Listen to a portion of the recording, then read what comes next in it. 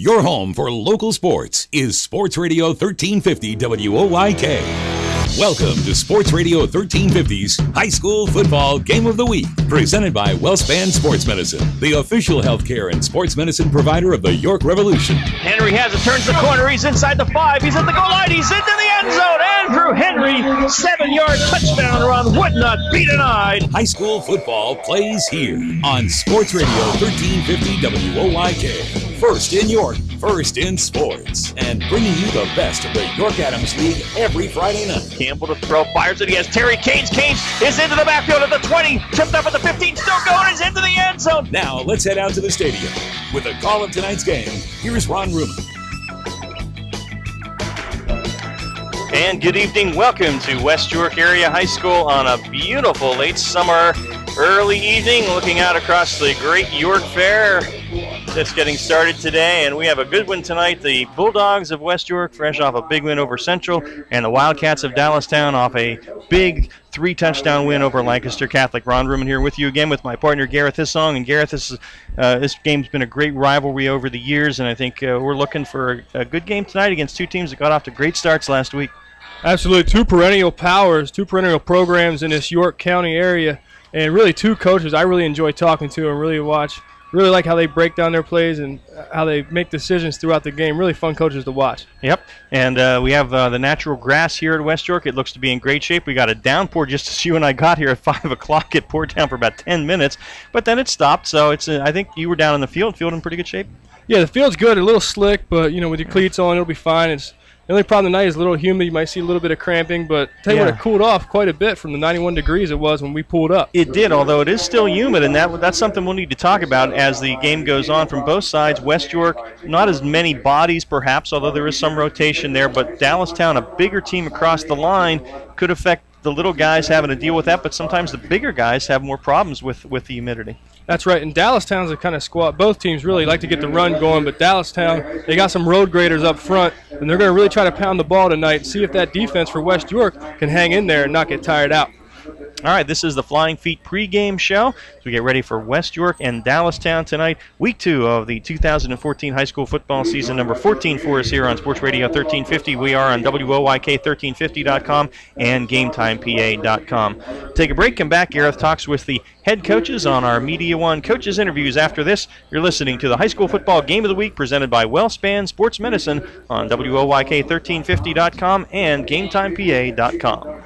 Which is better? Getting the perfect set, the perfect approach, and powering through the ball with the perfect hit? Or reading the hitter, moving to the ball, and making the perfect dig? Flying Feet knows the answer. It all depends on which side of the net you're on. Flying Feet. Flying Feet Sports Shoes is Central PA's home court for volleyball, featuring the names that know the game: Mizuno, Asics, and Adidas. Flying Feet offers volleyball spandex and shorts and the best selection of knee pads around. Flying Feet is also your active ankle connection, the same active ankle braces chosen by coaches and players at the college level. And because volleyball isn't just for the gym, Flying Feet carries a great selection of indoor and outdoor balls for working it out on the beach or in the backyard. Flying Feet Sports Shoes, the sportswear specialty store without specialty store prices. Flying Feet. 1511 Mount Rose Avenue, just off exit 18 of I-83, next to Battery Warehouse. GameTimePA.com is your home for local high school sports. Log on for all the scores, stats, photos, and more, plus live stream coverage of the area's can't-miss matchups all season long. Stay in the game no matter where you are with the free GameTime PA app. Download it directly to your iPhone or Android and get all the Game Time features you love when you're on the go. Available at the iPhone App Store, Android Market, and, of course, GameTimePA.com. Mornings at 9. Dan Patrick on Sports Radio 1350 WOYK. Welcome back to our Flying Feet pregame show. Our coaches' interviews are brought to you by Media One. And joining me now is head coach of the Dallastown Wildcats, Coach Kevin Myers. Coach, how you feeling tonight? Doing fine. A little humid, a little hot. Otherwise, we're all right. Yeah, we got a little weather coming in right before the ball game here to mix things up for you guys. Now, you got a big win last week. Your quarterback ran for over 100 yards, and overall you ran for 3 times as many yards as you had passing. You have a big offensive line. Will you try to use those big guys to move the ball on the ground tonight? And we're going to take what the defense gives us. You know, last week we tried to get some passing early, and then we came out in the second half and just started running the ball, and it was there. We're going to stick with it. So we're going to find something that works, and we're going to stick with it. You lost some good skill position players on offense from last year. After your first game, how do you feel about your quarterback, your running backs, and receivers? Well, as far as been asked a lot about those guys from last year, and they did a great job for us, and we love them to death. But, you know, it's a new year, next man up, and these kids, you know, they have the talents, and they've been working hard, and last week proved it. And as long as we improve a little bit from last week and continue to play the way we did, we'll be all right. Now, West York ran for more than 300 yards last week, but gave up just 65 yards on the ground. Do you want to make the quarterback, Ross Campbell, be more of a passer than a runner tonight? Oh, they're a definite threat in both run and the pass. They'd like to get the ball downfield in their passing game, and going to have to tame the quarterback. He can run just as well as he can throw, and they got about 5-6 running backs I think they cycled through last week, and they run very hard. It'll be a tough test this week. We're going to have to play well. We're going to have to be very fundamentally sound. This is a good rivalry earlier in the year. Will this game help you get ready for the big games later in the season? That's one of the things when we looked at our non-league schedule. We kind of looked, if we are fortunate enough to make it into postseason, we want to be ready for that. So we went out and sought some quality opponents. So, hopefully things go our well tonight. We continue to build some confidence, but at the very least, we play well and we're in the game, we're competitive, and and that hopes to screws us up for any postseason run we may or may not make. But obviously, we want to come out with a W. Coach, good seeing you again, and good luck tonight. And thank you for your time. Thank you. Our coaches' interviews are brought to you by Media One, and we'll be back with more pregame coverage after this. Remember when the goal was to see how fast you could run home from school, play 99 straight innings of wiffle ball, or jump up onto anything? At WellSpan Health, we think making time to play is still a great goal. Being healthy is how you get there. And just in case your grown-up body can't keep up with your inner child, WellSpan Orthopedics walk-in injury care is there to help with a team specially trained in treating sprains, strains, and broken bones. If you have a WellSpan primary care physician, your visit is added to your electronic health record so your doctor may coordinate any follow-up care. You never need an appointment, and both our Apple Hill location in York and our new Hanover Orthopedics location are open evenings and weekends. You can get all the details about orthopedic walk-in injury care at wellspan.org/injury. At WellSpan Health, it's our goal to help you get healthy and stay healthy, no matter how old you are or how young you feel. GameTimePA.com is your home for local high school sports. Log on for all the scores, stats, photos, and more, plus live stream coverage of the area's can't-miss matchups all season long. Stay in the game no matter where you are with the free GameTimePA app. Download it directly to your iPhone or Android and get all the Game Time features you love when you're on the go. Available at the iPhone App Store, Android Market, and, of course, GameTimePA.com. Your teams all the time. York's only place for local sports. Sports Radio 1350 WOYK. And I'm ready. Welcome back to our pregame coverage brought to you by Flying Feet. Our coaches' interviews are brought to you by Media One. Joining me now, head coach of the home team, West York Bulldogs, Coach Ron Miller. Coach, how you doing tonight? I'm doing great, thanks. Wish it was still warm, but we'll take it. Now, first of all, we're hearing some chatter between you and Coach Kevin Myers. He owes you some wings. Is that a wager that he lost? It's not a wager. We had a meeting a few years back, and he said, I'm going to tell you what, I'm going to buy you some wings. I'm still waiting. That's 5 years ago, so they're going to be good wings, I'll tell you that much. And that'll spice up the rivalry a little bit, not giving a man his wings. Coach, Ross Campbell returns as your starting quarterback this year. He both ran and passed for more than 100 yards last week. Do you expect to have Campbell run a lot tonight as well? I would like to not run him 22 times like we did last week, but if that's what it calls for, that's what we'll do. Ross, he's that typical dual threat. When we get into our spread sets, that's if his read tells him he has to tuck it and go, that's what he's going to do. But we'd like to cut it back a little bit with him, but if not, we'll do what we need to do to win. Diego Torres and Terry Canes are two experienced and talented receivers. How much do they help out your quarterback? Tremendously. You got two kids that are close to 6'3", can go get the football, both run very well. Ross doesn't have to be perfect. They'll go get the ball for him. Dallastown had an impressive win last week. as you did, and their quarterback also ran for more than 100 yards. The Wildcats' offensive line is very big. Is their line size a concern for you? And overall, do you want to try and make them throw more tonight than run? Well, yeah, I mean, obviously we do, but I don't think that's going to happen. With their size, we're just going to have to give them different looks defensively up front, try to confuse them.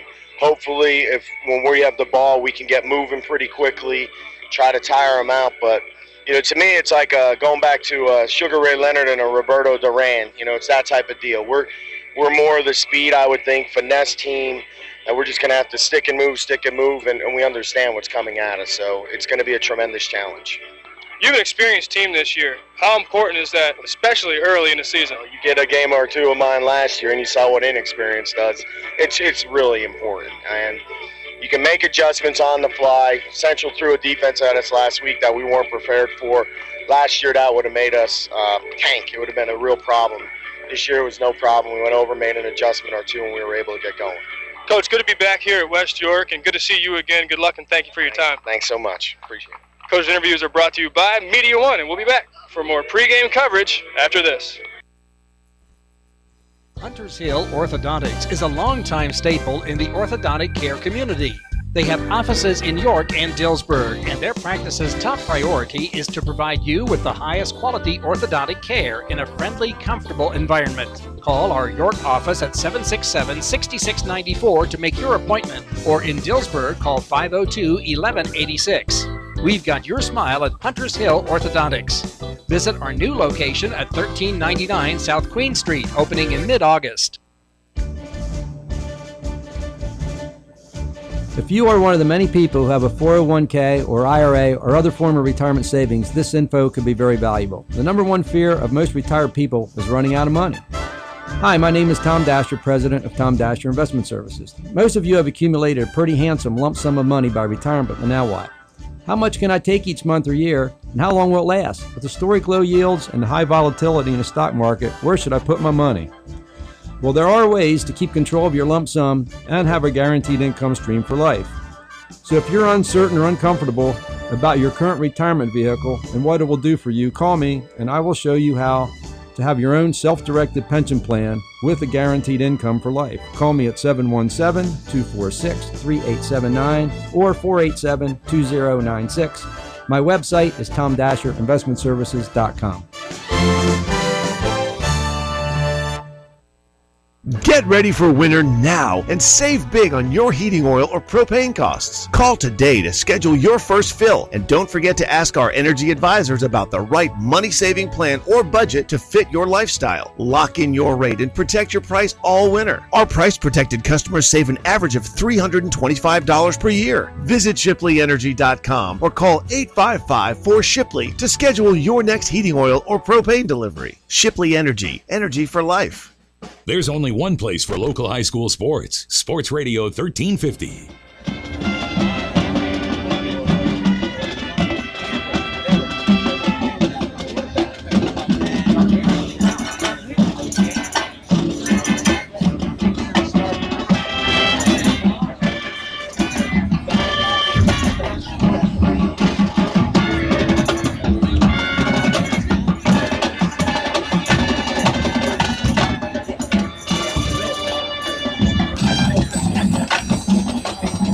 All right, a little bit of the West York Marching Band here as they perform for the fans pregame. Got to get a little bit in. Tremendous trumpet soloist. You noticed that, right? Very good last right name, there.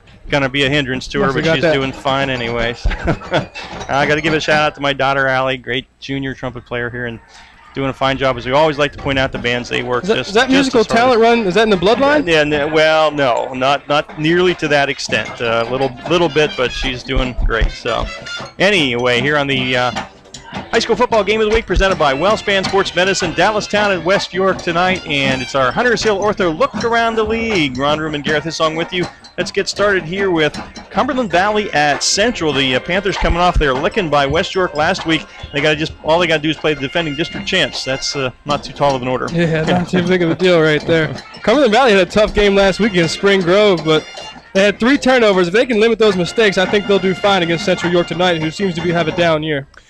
Dover at Big Spring, both these teams off to 1-0 start. Dover with a good win against Shippensburg last week. And the Eagles they have some expectations this year.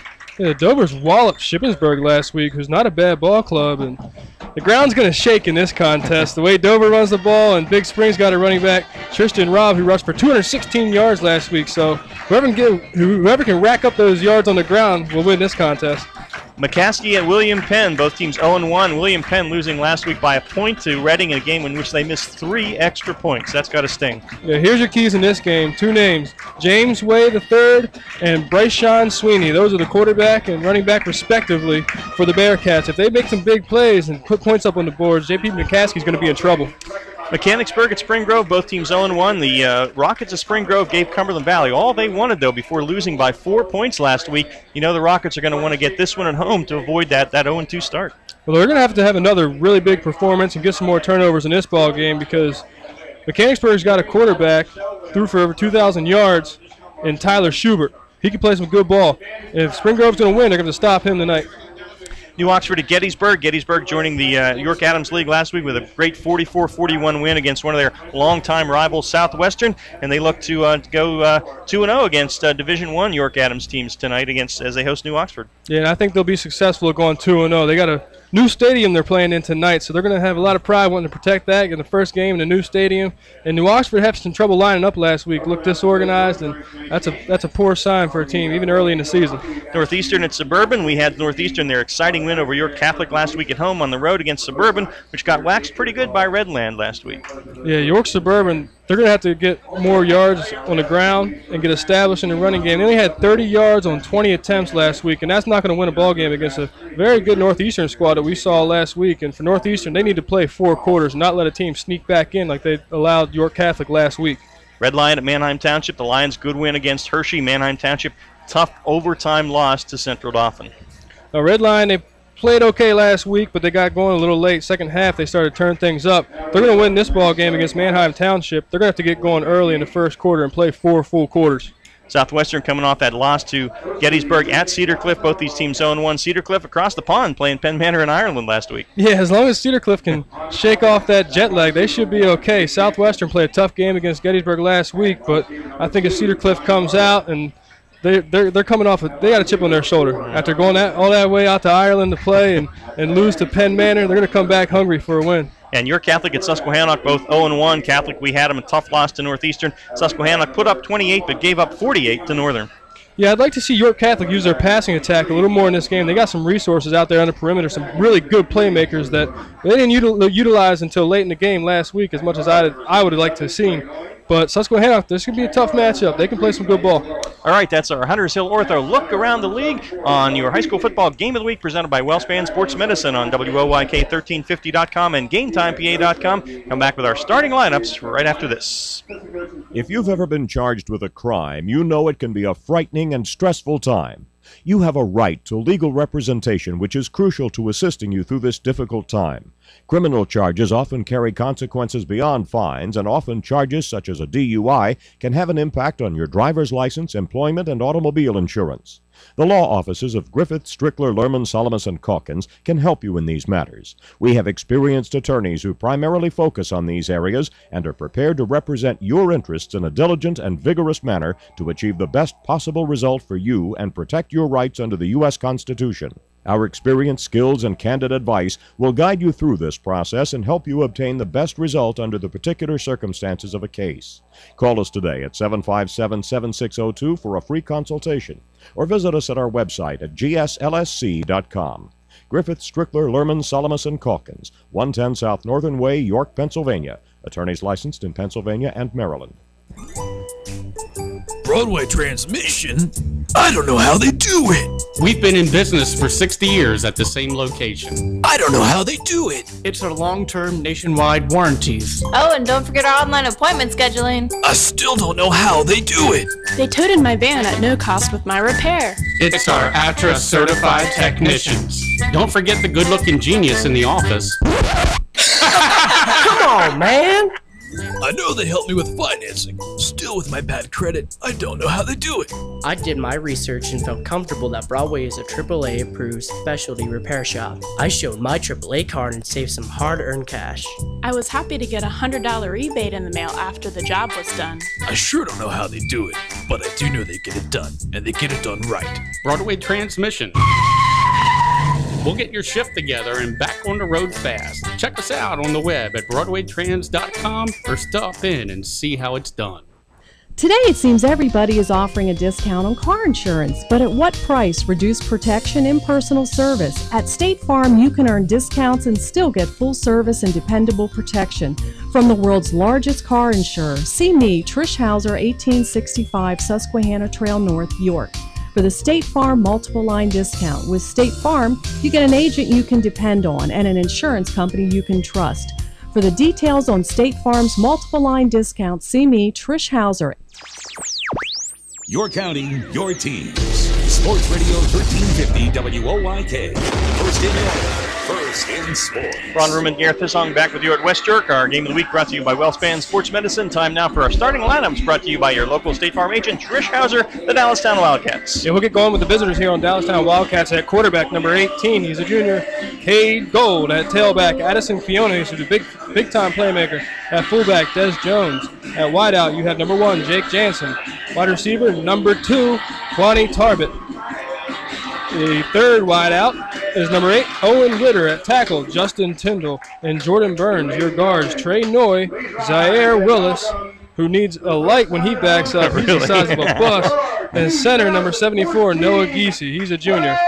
The offense for the home team, the West York Bulldogs. As you hear the crowd excited as they come out. At quarterback, number 3, Russ Campbell. Tailback, number 21, Garrett Stauffer. Fullback, number 28, he's a hard-nosed runner, Kyle Narber. At wide receiver, number 8, Diego Torres. Number 7. At wide out, number 2, Terry Caines. Tight end, number 89, Ian Lichty. At tackle, number 75, Hunter Mummer. The other tackle, number 62, Noah Sowers. At guard, Walton Shaw and Nick Canary. At center, number 54, he's a senior, 5'11", 230, Logan Stover. Those starting lineups courtesy of Trish Hauser, your local State Farm agent. Get the defenses for you when they hit the field. And take a break, come back with our field conditions, weather report, and injury report after this on 1350.com and GameTimePA.com. If you're looking for experienced barbers and a relaxing atmosphere, come to Iacono's Hair Studio, 2030 South Queen Street in York. Iacono's is a family-owned business serving the York area since 1972. For high-quality grooming enjoyment and the professionalism of over 75 years combined expert experience, Iacono's is the place for you. For haircuts, for a straight razor shave, for a relaxing grooming experience, for the best of the best in the business, visit or call Iacono's at 854-8258. You've been told that you'll just have to learn to live with it. It often begins with a slight tingling in your feet, but over time the tingling turns to numbness, burning, and pain. It's called peripheral neuropathy, and we know what you're going through. At Leader Heights Healthcare, a DTS pain center, we've developed a proven and highly successful treatment program that's not only safe and effective, it's covered by Medicare and most insurance plans. There is hope. Call Leader Heights Healthcare, 741-4848. Online, leaderheightshealthcare.com. For over 30 years, Quality has lived up to its name by providing the best solutions, service, and support for all of your office technology and furnishing needs in South Central Pennsylvania. From copy systems to network sales and custom programming or web design, let Quality help improve your workflow. Moving or looking to upgrade your work environment? Contact Quality to speak to our interior design specialist. When you're in the market for digital office technology, think of the knowledge, experience, and passion for excellence that defines Quality. And as always, have a quality day. Stony Brook Family Restaurant, located at 3560 East Market Street in York, is open for breakfast, lunch, and dinner from 5 a.m. to 9 p.m. Completely remodeled, Stony Brook is the home of good food and hospitality at reasonable prices. Proudly serving the York area for over 30 years, Stony Brook is family-owned and now also serves beer and wine. For home cooking, homemade soup, steaks, seafood, our famous roasted chicken, or just about anything, visit Stony Brook Family Restaurant, 3560 East Market Street in York. Live local sports is on Sports Radio 1350 WOYK.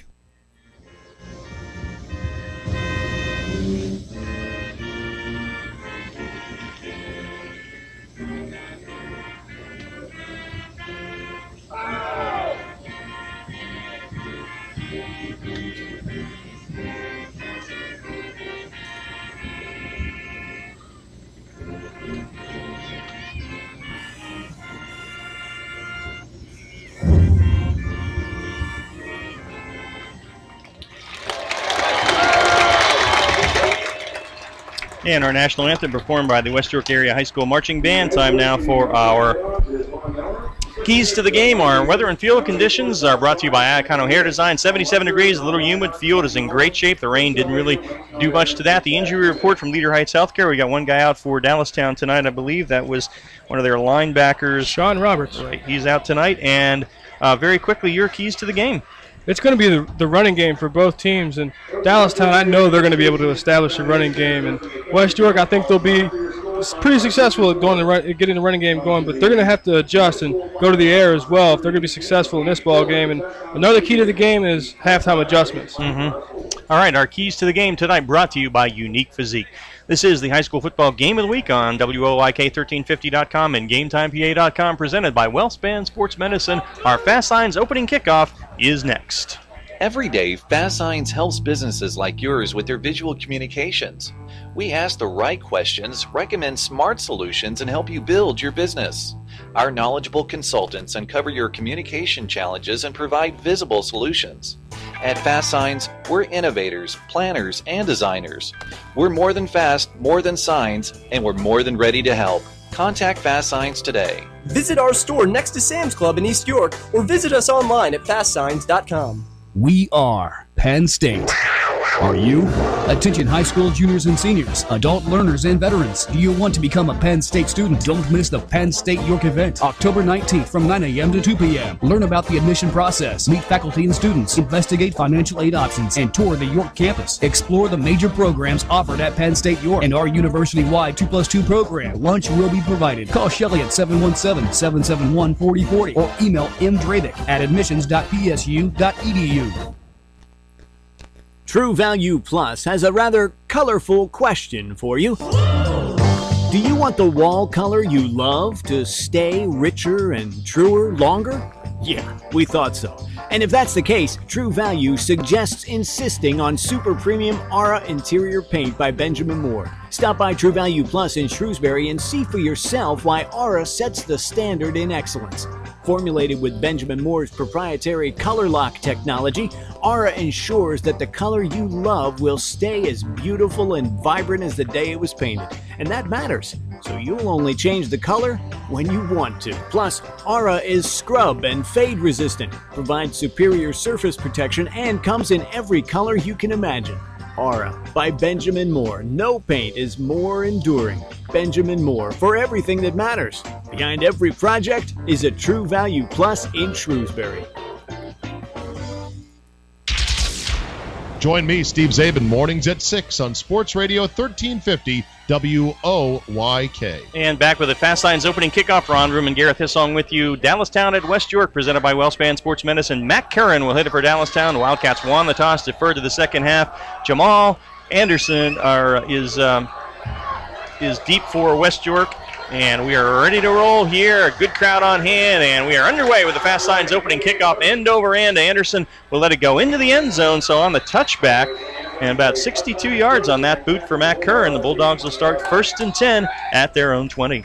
Well, it's tough to see a lot of these kicks go out of bounds and touchbacks. A lot of these guys get all that adrenaline's all pumped up, and they want to get some big licks on that first kickoff. They don't get to, but we'll see how this defense comes out. They're looking like they're drooling at the mouth. Yeah, and it's a big line for Dallastown on both sides of the football, especially, though, on offense. And the Bulldogs much more experienced than last year, and they start with 4 wide receivers now, and Campbell will go from the gun. He's got one back in the backfield with him, puts a man in motion, and gives it off to him. It's Noah Bowers who's hit in the backfield and dragged down about the 18-yard line. Firing through there for Dallastown that time was Jake Garrity, who got the start tonight for Sean Roberts. And so Bowers goes down for a 2-yard loss, and it's going to be 2nd down and 12 for the Bulldogs. Yeah, his own stretch play right there, and great job by Dallastown stringing them out, making them run east and west. The linebacker coming in, cleaning up. 2nd and 12. Now Bowers again in motion. They fake it to him. Campbell's going to keep it. Has a little bit of a hole, and he is across the 20 out to about the 22 or 23-yard line before he is smothered by white shirts. Give him to the 23. It's a gain of 5 for Campbell. It's going to leave West York with a 3rd down and 7. Now, Ross Campbell, quarterback, senior, he toted the rock 22 times last week, and you don't like to see your quarterback run that much, but he can be dangerous, and that's where they can really make some big plays because they got 10 guys blocking, and they try to outnumber guys, get a convoy of blockers, and sweep it out to your outside and get on the perimeter. Ross Campbell, watch for him to make some more plays tonight. Cash Gladfelder in a quarterback now, and he takes the snap. He looks to throw, fires it. He's got his man. It is Diego Torres out to the 38-yard line before he is stopped by Addison Quinones. But that was Cash Gladfelder on the completion, and a gain of 15 yards out to the 38-yard line. Diego Torres on the reception. 1st and 10 for West York. Nice route right there by Diego Torres. Little slant pattern here to the near side of the field. Good throw. 1st and 10, and Campbell back in there. He hands it off. Oh, and a nice spinning move by Kyle Narbert. You said he runs hard, and he moves it out to the 43-yard line, the fullback, with a 5-yard gain for Narbert, and it's going to be 2nd down and 5 from there for the West York Bulldogs. Yeah, he's a crafty runner. He's great. His vision is great. He's a patient runner, and he knows those little moves and those little jukes and jives and spins to keep himself moving. 5'8", just a $160. The junior, is in motion away from us now. Bowers comes in motion. Flags fly. Campbell across the middle as his tight end Lichty. Ball pops loose, and it is recovered by Dallastown's Jake Jansen. But we'll see what these flags are. They were thrown by 2 officials at the snap. Complete to Lichty for what would have been about a 19-yard gain, and a hit popped it straight up in the air, and Jansen recovered it, and Dallastown is happy. It looks like it's going to be a fumble. So Campbell hit Lichty for the 19-yard gain, but then the fumble. Great job right there, that tackle, putting your helmet, you put your face mask right on the ball where the ball carrier's carrying the ball, and Lichty trying to secure it, trying to get it tucked away as he caught it and turned upfield. Ball popped straight up in the air, and fortunate for the Dallastown defender to be right there to pick it up. All right, 1st down for Dallastown at their own 37-yard line. So on the turnover, the Wildcats get it. And those turnovers, they're killers. So here come the Wildcats. 1st and 10, their own 37 now. The quarterback, Cade Gold, 5'11", 165-pound junior. He was 7 of 16 throwing last year, and he's got Des Jones right behind him, the only back in there. And he's going to throw. The left-hander fires it out. Jansen, did he come down and make the catch? Yes, but a short gain, a gain of about 1 as Jansen had to go down to get that. So it's a 1-yard gain, 2nd and 9. Now, as we sit up here in the booth, you see Dallastown is moving from our right to our left, and quarterback was on the near side hash. Those are to the opposite side of the field of the numbers. That's a long throw. Out of the shotgun, and the flag flies at the snap. Handed it off to Des Jones, but there's going to be a penalty. Bulldogs had a penalty on on the fumble, but it was declined by Dallastown. It was, I think, illegal procedure. And offside against Dallastown, lined up offside, so that'll cost them 5. Move it back to the 34, and it'll be 2nd down and about 14 from there.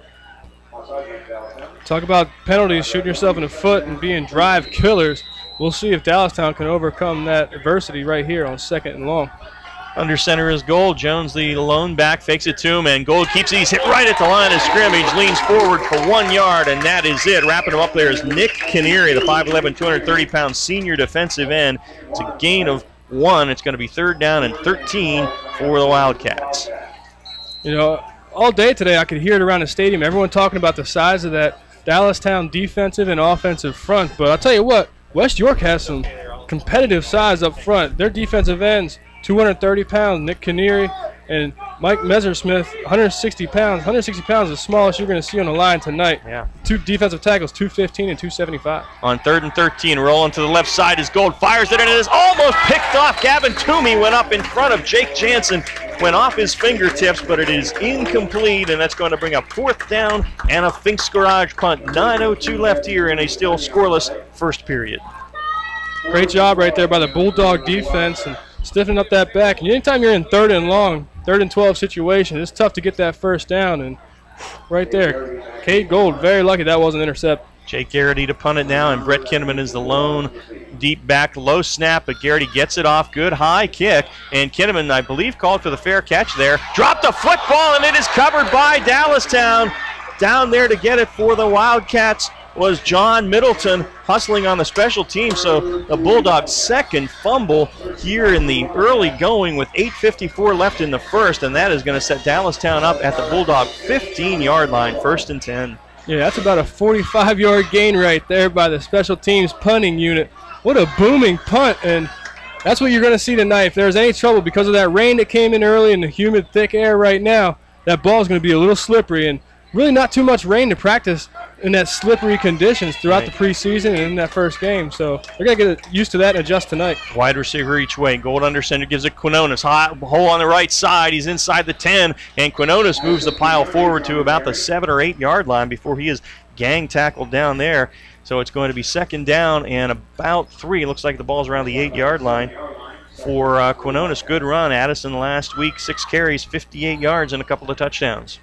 And we've seen that in the multiple games that we've covered. Dallastown, a lot of teams like to be conservative, run the ball when they come out. That you saw them throw the ball the first couple plays and try to loosen up that defense. Here they go, pounding the rock, what they're best at.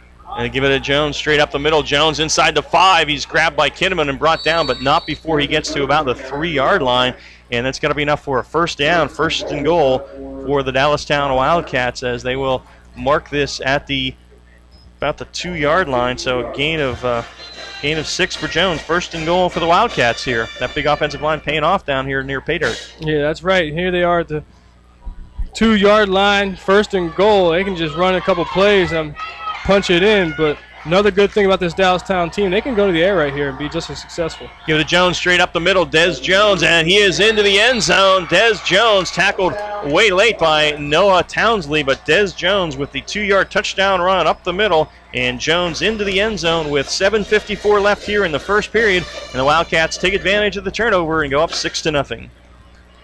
Man, what a sequence of events right there. Very fortunate for Dallastown.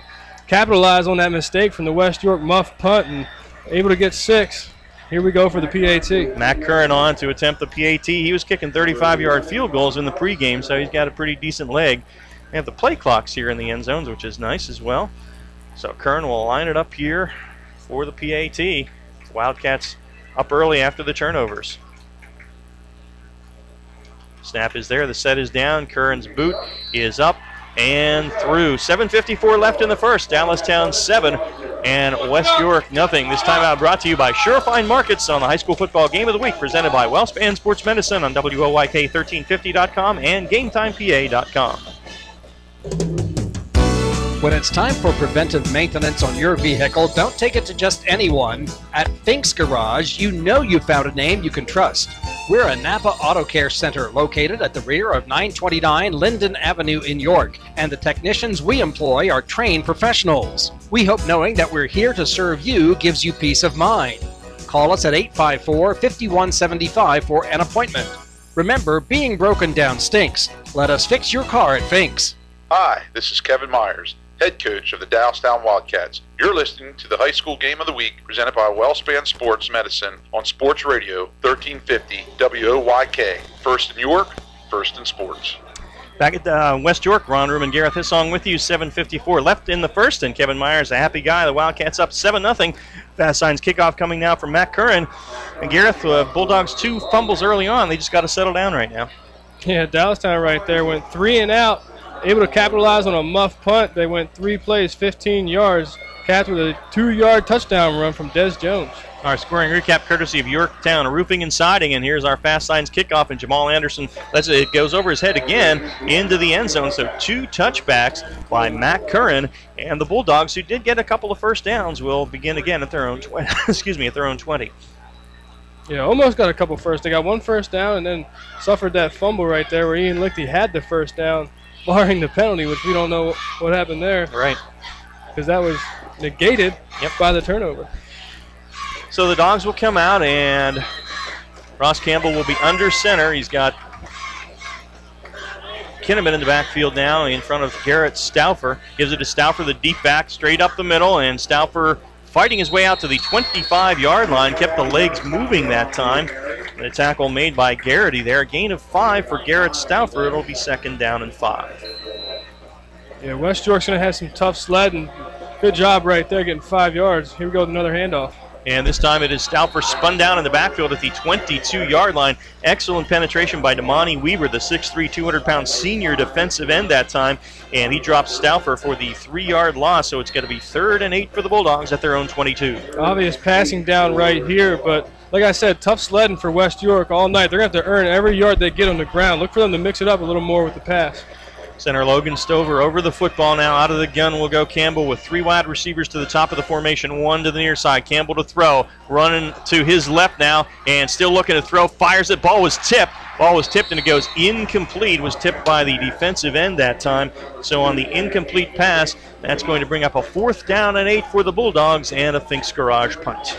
There, Ross Campbell trying to make something happen there, rolling out of the pocket. Didn't like what he saw earlier. Too tight of windows to try to squeeze something in there. And smart decision by him. You don't want to take any chances and get any more turnovers. You already have 2 in this ball game, and you're down 7. Ross Campbell is the punter. He'll kick it deep to Addison Quinones, who will be standing in Bulldog territory now, just inside the 50. 6:58 left in the first period, and Campbell gets off the kick. It's a wobbly one, and will go out of bounds, and the Wildcats are going to be in good field position somewhere, I think, just on the Dallastown side of midfield, and it looks like they're going to mark it at about the 44 or 42-yard line. 1st and 10 for Dallastown, its own 42, leading 7-0 with 6:52 left in the Dasher Financial first quarter. Last week we talked about resilience and how York Catholic had to play 4 quarters. Playing from behind, they had to stay in there and play with that pride and intensity. And that's what West York's going to have to do now. Momentum is all on Dallastown's side. And West York, they have to remember, they did a good job on defense that last series, forced a 3 and out, and then gave up that muff punt. They got to come out and respond right now. Gold under center, and he keeps it, faked it to Jones, and he is hit right at the line of scrimmage. Falls forward for 1 yard. Brett Kinneman, Nick Kinneary in on the stop. So Cade Gold gets 1. It's going to be 2nd and 9 from the 43-yard line. And that's exactly what you want to do, is defensive line, getting in there, get penetration, not giving up any ground. Great job right there in their gap integrity. They're not getting washed down the line and able to just fill up those gaps and let the linebackers come in and clean it up. Great job stopping the run so far. 2nd and 9, center Noah Geezy out over the football. Gold under center, 2 wide receivers to the top of the formation. Jones is the lone back. Quinones is in the slot, and Gold to throw. Fades, lefty fires it out, got Quinones in the flat at midfield, puts his head down, is stuck by Kinneman, but he has a 1st down. They're going to give him down to the 42 or the 47-yard line of West York. It's a gain of 10 and a 1st down for the Dallastown Wildcats. A great play design right there. You get your receivers to clear out that area. You send your running back, Addison Quinones, out of the backfield. Get him looking for the ball. Good job by the receiver getting the ball. A nice touch pass right over the defender right there, and able to get the 1st down, even after taking a big hit. Yeah, he did. Brett Kinneman actually moved that to the 41, so it's a gain of 11 for Quinones at the 46-yard line of West York. 1st and 10 now. 5:44 left in the first period. Gold fumbled the snap and falls on it, and he's going to lose a couple back to the 48-yard line, so that'll set up Dallastown with a 2nd down and 12. Maybe that ball is a little slick now. It's the 3rd or 4th ball we've had dropped here in the first quarter. Yeah, that's another instance right there. You see these guys not used to playing with that wet ball. It's a little slick, and the center snap just a little bit off, and Cade Gold not able to corral it. So 2nd and 12 at the Bulldog 48-yard line. 5:15 left on a turning clock here in the Dasher Financial first quarter. Jansen to the near side and Tarbett to the top of the formation now. Jones in the backfield. Gold under center. Takes play fake, going to throw it, fires it, has Quinones wide open in the middle of the field at the 30, inside the 20, gets a block to the outside. That's a clip. That's going to come back. Quinones is into the end zone, but clearly a clip at about the 15-yard line. So Dallastown's going to get a big play out of it, but the defender, Andrew DeCoste, was clipped in the back there, and this guy can see it. You know, the officials could see it, so they're going to get probably a 1st down, but the touchdown is negated. Flag's at the 16-yard line, so they'll mark it off from there. So Gold to Quinones, and that will move it to the 31-yard line, I do believe. And that will be a completion of 17 yards, or it's the 26-yard line, a 10-yard penalty. So it's a 22-yard completion, and it is a 1st down for the Dallastown Wildcats. Yeah, that's quite the penalty right there. That negates a 46-yard touchdown pitch and catch.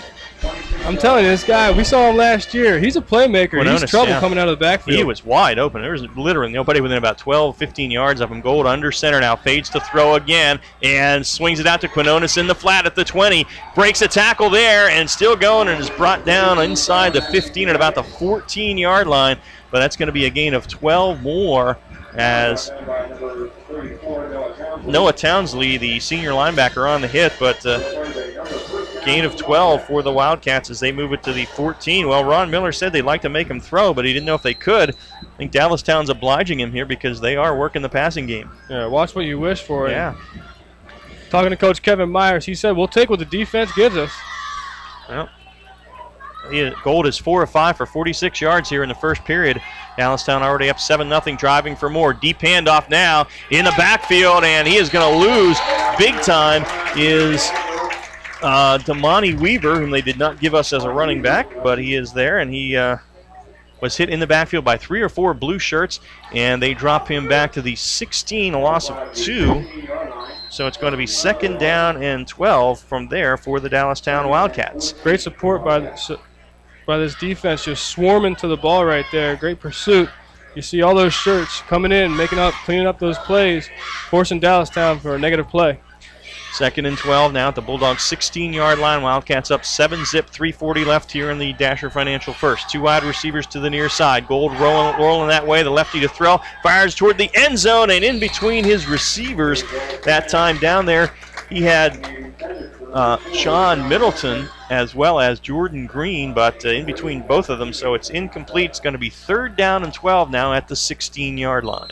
Yeah, John Middleton frustrated right there, throwing his hands up in the air. He wanted a shot in the paper tomorrow morning. He was wide open for the touchdown. And there you saw a defender out in space trying to cover two guys open, and Gold not able to connect.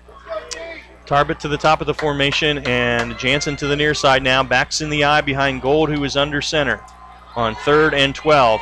And they shovel it in. It's intercepted by Townsley. Picked off in midair, and Noah Townsley has nothing but green in front of him. Quinones is chasing him, as is Owen Ritter. Townsley inside the 10 into the end zone, and Noah Townsley on an 80-yard, I guess you call that a fumble recovery, as it was a pitch, and he is into the end zone with 3:21 left in the first period, and the Dogs are an extra point away from tying this thing up. Wow, what a play.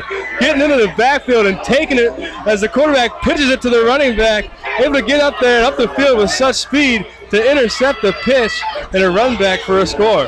Wow. And what's the situation? It looks like we have a flag on the field somewhere. Oh. I don't see a flag, but I don't either. The West York fans are reacting. Was it after the touchdown, maybe? Was it a celebration penalty? 86-yard scamper. Oh, well, they have an illegal block in the back. Oh, my goodness. So that negates the touchdown. And it's going to be Bulldog ball at the 15-yard line. First and I didn't see it, and there was no need for it. He was well ahead of everybody. Wow, with 3:21 left, they're going to mark it and put the ball at the 26-yard line. Wow. Wow. That is one heck of a penalty if the Bulldogs don't come out with a touchdown here, because Townsley was ahead of the field. There was no need to throw a block. Yeah, that's just not smart. Wow. Anytime you're trailing a play like that and you have a question whether you should make the block or not, when in doubt, clear out. Not there, yeah, wow. Okay, well, turnovers have been the story tonight. Dallastown taking advantage of the muffed punt, and Ross Campbell will go from the gun with backs flanking him on either side, puts Lichty in motion, and Campbell fakes it, keeps it. Now big hole up the middle. Campbell inside the 15, inside the 10. Ross Campbell fumbled the ball. It's picked up in the end zone by Cash Gladfelder. And what's the ruling here? Campbell may have been down. He may have been down. We will see. The officials are going to talk about it. They're going to call him down. I think they are too. It will not be a popular call, but I think in this case it is the right one, because I think Campbell hit the ground and the ball popped out, and they're going to mark it at the 3. So that's going to be a 23-yard gain for Ross Campbell, and a 1st down and 12, or 1st down and goal, rather, at the 3. And Campbell's going to take a timeout now as the Bulldogs line up with 3:12 left here in the first period. They are down by 7. We'll take it well this timeout as well. This timeout brought to you by your neighborhood Sure Fine Markets. You're listening to the High School Football Game of the Week presented by WellSpan Sports Medicine on WOYK1350.com and GameTimePA.com. Serving York for over 50 years, Vito's Pizza. Check out their daily lunch specials Monday through Friday, 11 till 2. 2 slices of pizza and a small soda, only $3.99, or a small sub for only $4.25. Monday night, 2 large cheese pizzas for only $15.99. Tuesday, a large stromboli and large pitcher of soda, just $11.99. Wednesday, a large cheese pizza and large pitcher of soda, just $11.49. Vito's open till midnight, Monday through Thursday till 1 a.m., Fridays and Saturdays. Dine in at 1734 South Queen Street, York, or get carry-out. Call 843-1143.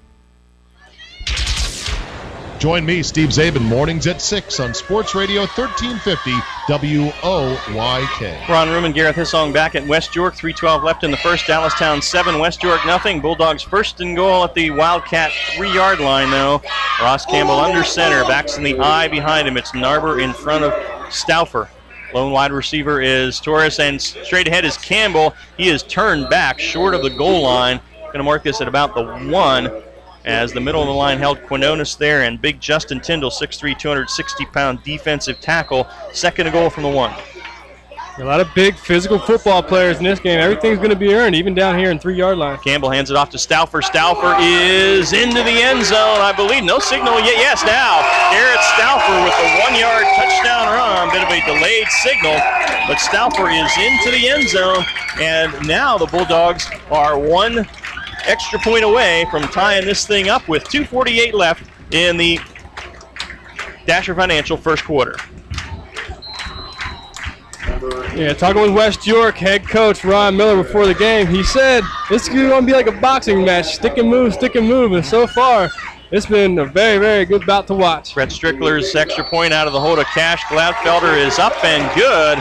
And with 2:48 left here in the first period, our score is Dallastown 7 and West York 7. We'll keep it right here for a moment. Let you go ahead and add that thing up. We'll get our scoring recap here in a moment, brought to you by Yorktown Roofing and Siding. Wow. All right. Yeah, after a quick change of events right there. Third down, Dallastown trying to pitch the ball, moving into the red zone, trying to score some more points. West York looking like their backs are against the wall, and great play on the interception on the pitch. Brings it down in their own territory. A touchdown, 86-yard touchdown negated and brought back to the 26-yard line with 3 minutes and 21 seconds left in the first quarter. After 3 plays, Garrett Stauffer caps off the drive with a 1-yard touchdown run. All right, that scoring recap from Yorktown Roofing and Siding. And if Ron Millard had any here, he would have lost some on that penalty. But fortunately for Ron, he didn't have to worry about that. And Darian McCauley will boot it with the lime green fluorescent socks out there. Does that help you kick? Swings the leg a little bit faster when you look good like that. He will tee it up at the 40-yard line, deep for Dallastown. Jake Jansen and I think Quane Tarbett is over there. I can't quite pick up the number. Looks like a 2. Wonder if they wear these flashy colors to the prom nowadays. Yeah, probably. Yeah. All right, our fast signs kick coming with 2:48 left in the first quarter, and McCauley hits it. It is high. It's going to be fielded by Jansen at the 10. And he'll come up the near side now, cuts to the middle of the field, and is across the 20 and brought down at the 24-yard line. So Dallastown will go 1st and 10 from there with 2:41 left here in the first, and we're tied at 7. Yeah, great coverage right there. West York Bulldogs stay in their lanes on the kickoff coverage, not giving any seams to the returner, and stuffs them up at the 24-yard line. Well, the Wildcats have moved the football, and it was the interception in midair of the pitch by Noah Townsley, which turned things around for West York last time. So we'll see what the Wildcats do. Gold is 4 of 6 passing early on for 46 yards, and the 2-yard touchdown run belongs to Des Jones. And backs in the eye now behind Gold under center, and he gives it to Quinones, the deep back, and he is stuffed at the line. May have lost a half yard or so as the interior of that defensive line for West York doing the job there and absolutely given no ground, and that was actually Jack Marks on the carry that time. The backup tailback stopped at the line of scrimmage, no gain, 2nd and 10. Yeah, I've been wrong so far in this game. I said there'd be no problem for Dallastown to get things moving a little better on the ground than what they're doing now. I thought they'd be getting 2-3 yards a clip, but great job by West York. Stout defensively up front. They have been. Mason Barrick in the middle, and Nick Canary is having a good game from defensive end. Gold to throw now. Fades, has time, fires it deep down the middle, but overshoots his man running down the middle of the field that time. Sam Ward, the 6 foot, 180-pound senior, and overshot him at midfield. It's going to be 3rd down and 10. You see Cade Gold right there, a little bit shaky, kind of double pumps with his arm right there. You like to see a quarterback be a little bit more smooth and calm in the pocket, a little bit more collective, and right there he double clutches his arm and overthrows the receiver. A receiver that's wide open had a step on the defender, and that could have been a touchdown. Yes, it could have, because you're right, he was open, but a little bit overthrown. So 3rd down and 10 now from the Wildcats. 24, $1.59 left in the Dasher Financial first. 7 apiece. Gold under center, gonna throw, drops, fires it out in the flat, has his man Owen Ritter, but a good tackle made right there by Diego Torres. Got him around the ankles and dropped him for a 1-yard gain. So that's going to bring up 4th down and 9 and a Fink's Garage punt. They hit him out in the flat and wanted him to run a little bit, but Torres from his defensive back spot making a nice tackle in the open field. Yeah, as we tick down here, a minute 31 seconds left in the first quarter. Ball game tied 7-7. All the momentum on West York's side right now. Yeah. Garrity will punt it, and Bowers is deep. Good kick again by Garrity. Boy, he has a nice leg. Bowers retreating. It's over his head, and it bounces out of bounds at about the 17, 16, 15-yard line. So Jake Garrity with some booming punts here tonight, and he will set West York up at its own 15 with 1:17 left in the first. Yeah, I don't like to say this about 2-minute guys, but he's got some nice legs. Yes, he does. At least one of them, the right leg, is good. That's 2 booming kicks so far tonight. Those punts are exactly what you need from a punter. And he angled it to the sideline, too. That was really a tough one to catch. Even if he had caught it, where'd he go? Yeah, the directional kicking is phenomenal. You don't see it a lot in high school. No. The field position battle is crucial in football, especially in a game as tight as this. And to pin the West York Bulldogs with all the momentum back at their own 15-yard line is impressive. 4 wide receivers, 2 each way now, and Campbell in the gun. Man in motion is Anderson. They give it to him. Jamal Anderson looking for the corner, but he will not get there. Goes down at the 14-yard line, and that was played very, very well that time by William Riley, the linebacker. And you taught me this. He set the edge that time, would not let Anderson get outside. Loss of 2, 2nd and 12. That's right. So far you've seen this from the Dallastown defense. West York having no success trying to get the ball to the outside on the perimeter in the running game. 2nd and 12 for the Bulldogs at their own 13-yard line now, and Campbell will go out of the shotgun.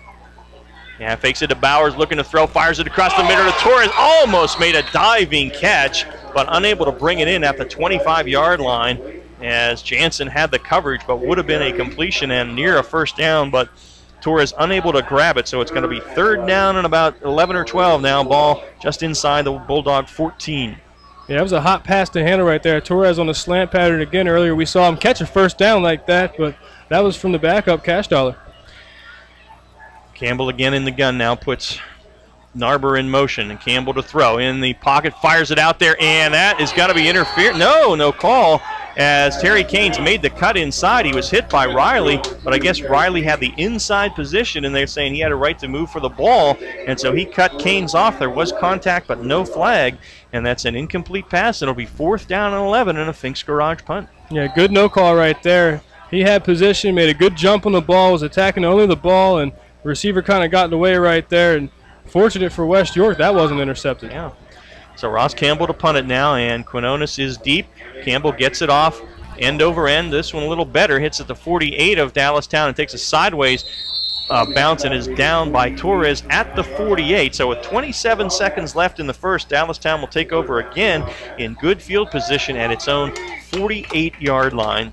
Tied at 7 with West York.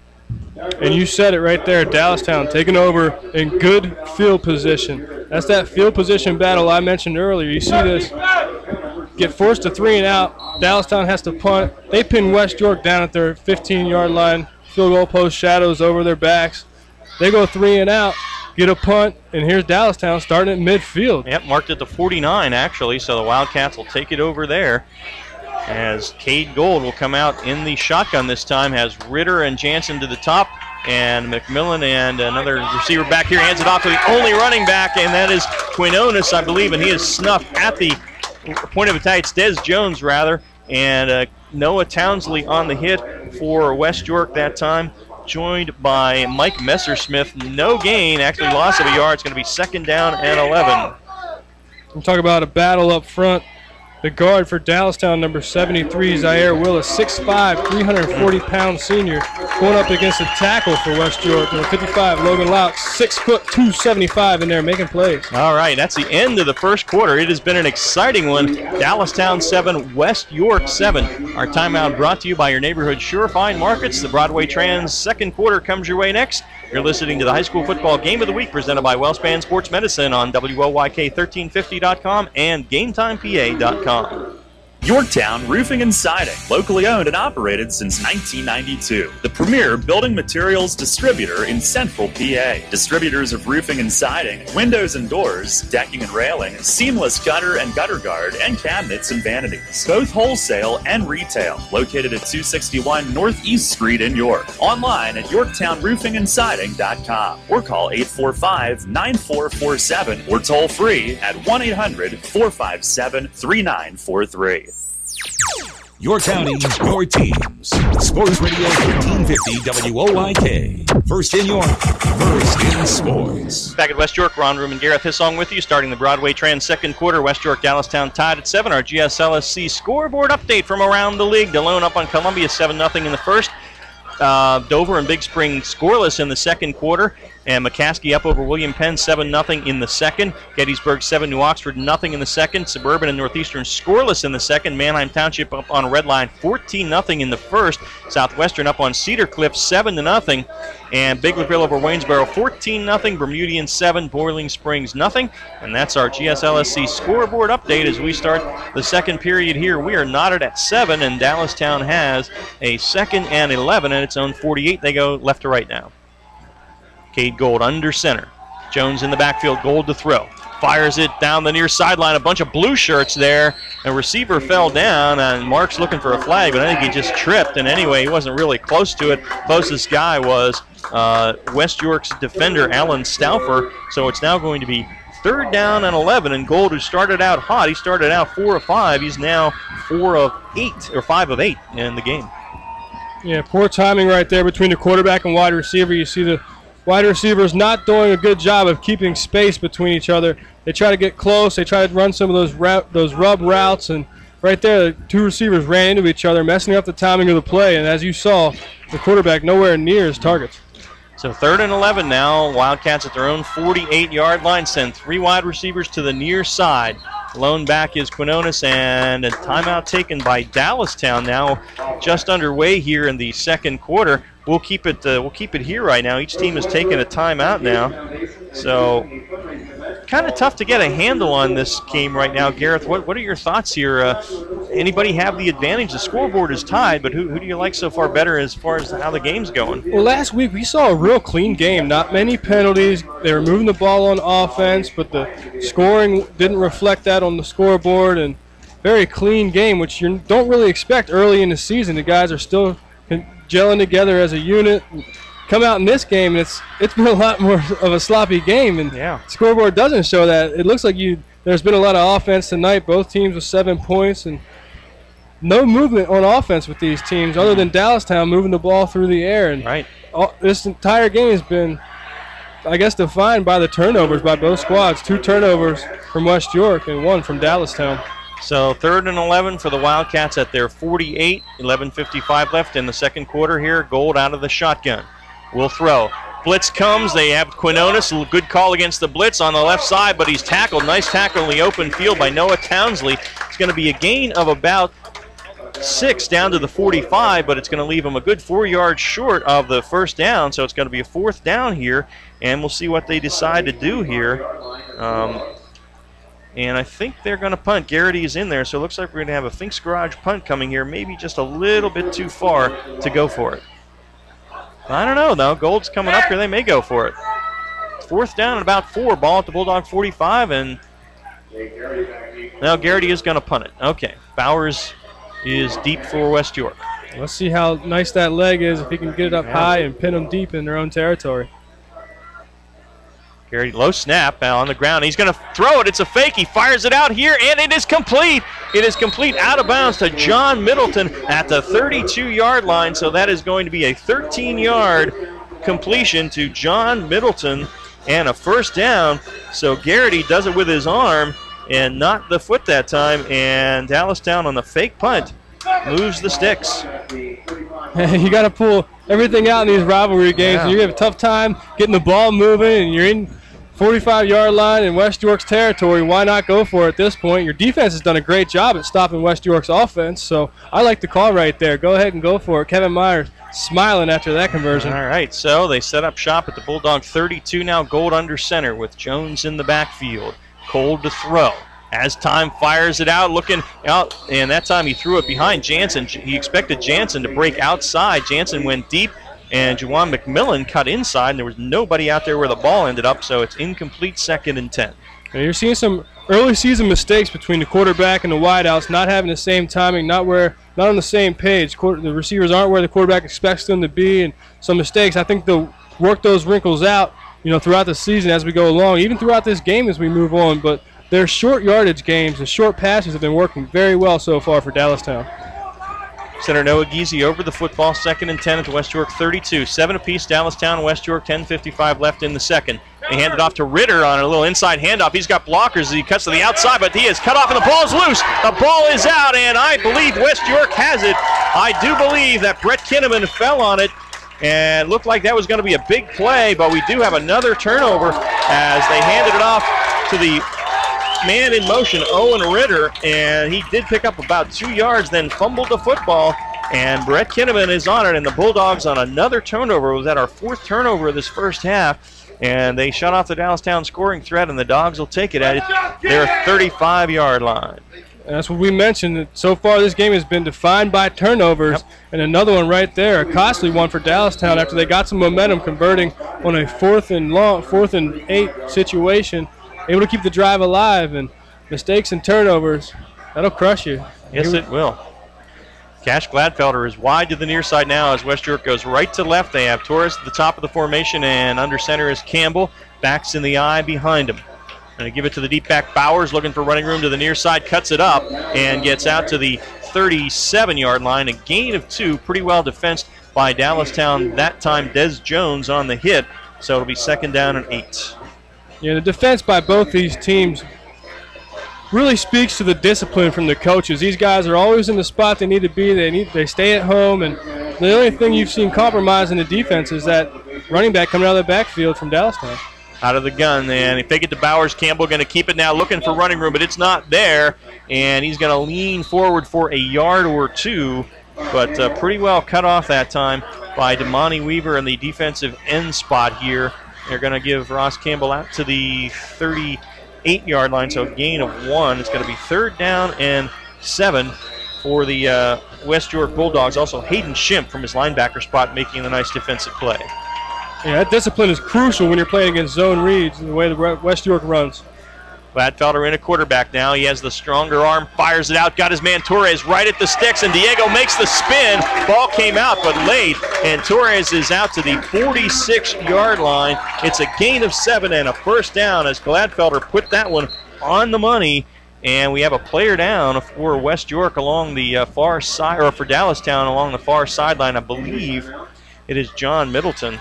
We'll confirm that, but Torres' second catch, both from Gladfelder, and that 7 yards enough to move the chains, and some zip on that pass from Gladfelder. Yeah, you see kind of 2 different styles from these guys. You see Ross Campbell, the starter, a little bit more of a dual threat, likes to use his legs a little more. They like to run the zone read and have him pull it and keep it, have 10 guys blocking for you, try to outnumber, outman the defense, and then you bring in Cash Gladfelder, who seems to have a little bit more zip on his passes. His mechanics, he floats a little bit more. His feet are nice and settled in the pocket. He's calm, composed, and just those darts.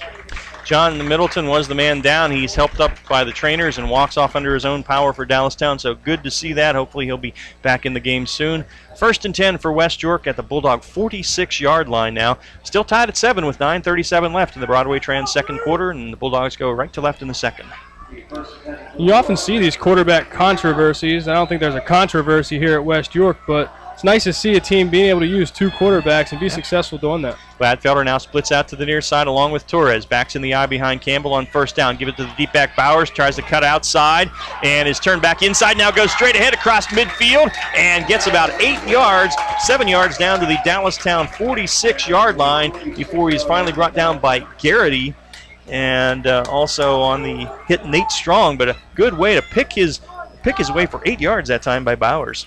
Yeah, that's how you got to make things happen in this ball game. And you're playing against these 2 defenses who do not let you get to the outside and do not let you run easily up the middle. You got to make 2 or 3 guys miss if you're going to get an 8-yard gain, 7-yard gain. Linebacker William Riley turned him in. Bowers this time straight ahead, has a hole and has a first down to the 40-yard line. Good straight ahead run that time. Hayden Schimpf on the stop for Dallastown along with Damani Weaver, but it is a gain of 4 for Noah Bowers and a first down, and Bulldogs right to the line here in a hurry-up offense. They give it to Bowers again straight ahead. Noah gets 2 to the 38-yard line. It's going to be 2nd down and 8 from there. The interior of that defensive line closing down on him. West York trying to take advantage using this high-tempo pace and trying to get this defense tired for Dallastown and wear those defensive linemen out. Try to get a little bit more space in the running game, see if you can crack that ground game, get it going. 8.5 left in the Broadway Trend. Second, 7 apiece. 3 wides for the West York Bulldogs, 2 to the top, 1 to the near side. Fake it to Bowers. Campbell fires it out here. He has Gladfelder at the 25. Spun down immediately by Jake Jansen, but that is going to be a gain of 13 yards, and Campbell had a little zip on that one as he completes it to Cash Gladfelder. Yeah, we talked about Cash have a little bit more zip, but that was plenty of zip right there by Campbell. Yep, 13-yard gain and a first down, and we have a timeout taken by Dallastown here, I think. I think what you said may be right there, Garrett, is some of those big guys on that D-line getting a little bit tired here in a humid night here. Temperature in the mid-70s, but very humid, and West York with the up-tempo offense. Yeah, West York, I mean, not running up and down the field. You're not getting the guys tired that way, but just pounding and staying consistent, getting that pounding up the middle, and really not a lot of movement by either side, just kind of a lot of stalemates, and try to wear these guys out. You get that high tempo, and here, second timeout taken by Dallastown as we take down to 8 minutes and 16 seconds in the second quarter, still knotted at 7-7. Take it as well. Our timeout brought to you by your neighborhood Sure Fine Markets. Sure fresh, sure friendly, doing our best to give you more. We're your neighborhood Sure Fine stores. Get into the ball game with great savings and great weekly specials at your neighborhood Sure Fine stores. Use your gold card and stop in now at Nell's, Saubles, Wetzel's, and New Oxford Sure Fine stores. Always a hit and always online at surefinemarkets.com. Doing our best to give you more. We're your neighborhood Sure Fine stores.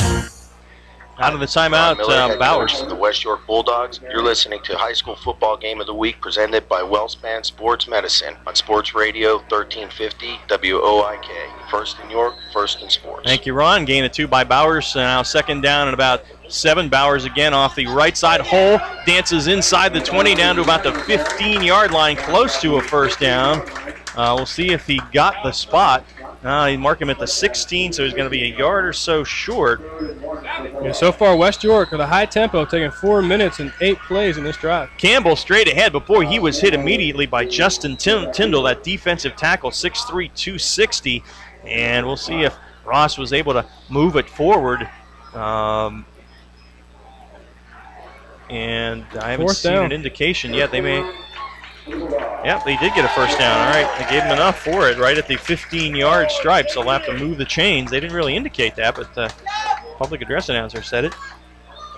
And Campbell will now go from the shotgun with 4 wide receivers, puts Bowers in motion, fakes it to him. Campbell looking to throw, has time, fires it toward the end zone, just high for Lichty, who got the hit later, and now has a flag in the backfield. So we'll see what this is, and it is a hold against West York. So we'll see if they take that. That was kind of a late flag. Lichty at about the 1-yard line. Ball was too tall for him, got a hand on it, couldn't bring it in, and then took the hit. And so we'll see if Dallastown sends him back 10 yards or takes the down. Yeah, I like the route combinations right there. A couple of guys with chances to be prominent targets for Campbell right there and not able to connect, though, just a little bit high. And they are going to take the penalty, so Dallastown will move him back. 10 yards. That'll move it back to the 29-yard line. And it will be first down and first and about 21. So I guess it was 10 yards from the spot. So they're at the 29, and Campbell delayed handoff, a draw to Bowers. Bowers off the left side inside the 25 down to about the 23-yard line. Gain of about 6 on the stop that time for Dallastown. Dominic Amalfitano got it out there, and be second down at about 15 now. Yeah, I like that nice conservative play right there. First and 20. You're not going to get all those yards back at once. Go ahead and chip away. Campbell looking to throw now, fires it a little in route to Torres, makes a catch at the 15, inside the 10, inside the 5, and he is hit and planted at about the 2 or 3-yard line. Good hit by Nate Strong, but a nice throw down to the 2-yard line, a gain of 21. Ross Campbell on the money to Diego Torres that time, and it's first and goal for West York at the 2-yard line of Dallastown. Great job right there by Torres, getting the corner to turn his hips, coming back in and making a good play. And off to Bowers. Bowers off the right side. Is he in? He is into the end zone. Noah Bowers with the 2-yard touchdown run. And with that, the West York Bulldogs take a 13-7 lead with 6 minutes and 33 seconds left here in the first half. Well, what a drive right there by West York. Great response and eating up clock, first down after first down. You can get a holding call that sets them up at a 1st and 20, able to overcome that adversity and still punch it in for 6. And the extra point attempt coming from Brett Strickler now. Snap is there. Cash Gladfelder's hold is there, and the kick is good. 6:33 left in the Broadway Trans second quarter. On the 2-yard Noah Bowers run, West York takes its first lead of the night at 14-7. This timeout is brought to you by your neighborhood Surefine Markets. You're listening to the High School Football Game of the Week on WOYK1350.com and GameTimePA.com. Hit the road with Jack. Hit the road with Jack. The Jack Giambabo family of dealerships. 8 franchises, 3 locations. Buick, GMC, Hyundai, Mazda, and Stettler Dodge, Chrysler, Jeep Ram. A Giambabo family dealership. Over $20 million in new and pre-owned vehicles in inventory. Get unbeatable service after the sale, too. The Giambabo family has been part of your community for decades. So hit the road with Jack and find out why. The Jack Giambabo family of dealerships. Visit Giambabo.com today. Hi, this is Dan Patrick. Join me weekday mornings at 9 on Sports Radio 1350 WOYK. And we're back at West York. Ron Room and Gareth Hissong with you. 6:33 left in the first half. West York up now 14-7. Our Fast Signs kickoff coming. Darian McCauley will hit it deep. And it looks like Jake Jansen and Addison Quinones are back there. And we will get our Yorktown Roofing and Siding scoring recap here right after this boot. So the York Fair Ferris wheel spins in the background here on a Friday night. Glad you're with us. And a high kick by McCauley deep into the end zone. Touchback. So we have seen 3 touchbacks on kickoffs tonight, and Dallastown will start at its own 20. And now our scoring recap, courtesy of Yorktown Roofing and Siding. Great job by West York on that last drive. Started with 11:45 on the clock, ended with 6:33. They went 65 yards in 11 plays. And that was capped off with a 2-yard touchdown run by Noah Bowers, who did a lot of tough running to keep that drive alive. And here we sit with 6 minutes, 33 seconds left. Dallastown 7, West York, the home team, leads 14-7. And Dallastown now on offense. Cade Gold started out hot, has cooled off a little bit. He's 6 of 11 through the air right now. Jake Garrity 1 of 1 on a fake punt. So Dallastown has moved the ball through the air tonight, not much on the ground at all. We'll see what they do here. Their own 20, Gold under center. Takes the snap, hands it off, and the back is hit in the backfield and goes down for a 2 or 3 yard loss as a great defensive play made that time by Logan Laux, the 6', 275-pound junior, and Addison Quinones is dropped for the 2-yard loss. Laux has been a stud tonight. He's disrupted that backfield consistently. And give it off to Quinones again. He gets the outside on the left side and is out to about the 23-yard line, where he is brought down by Brett Kinnaman. It's going to be a gain of, see where they mark this thing out, almost all the way to the 24, gain of 6, and it's going to set him up with a 3rd down and about 6 now from the 24. Smart idea right there to run away from that tackle, Logan Laux. Go to the other side. And I'll tell you what, you watch him and Zaire Willis go up against each other. It's like watching 2 Mack trucks hit each other head on. No kidding, a lot of beef there.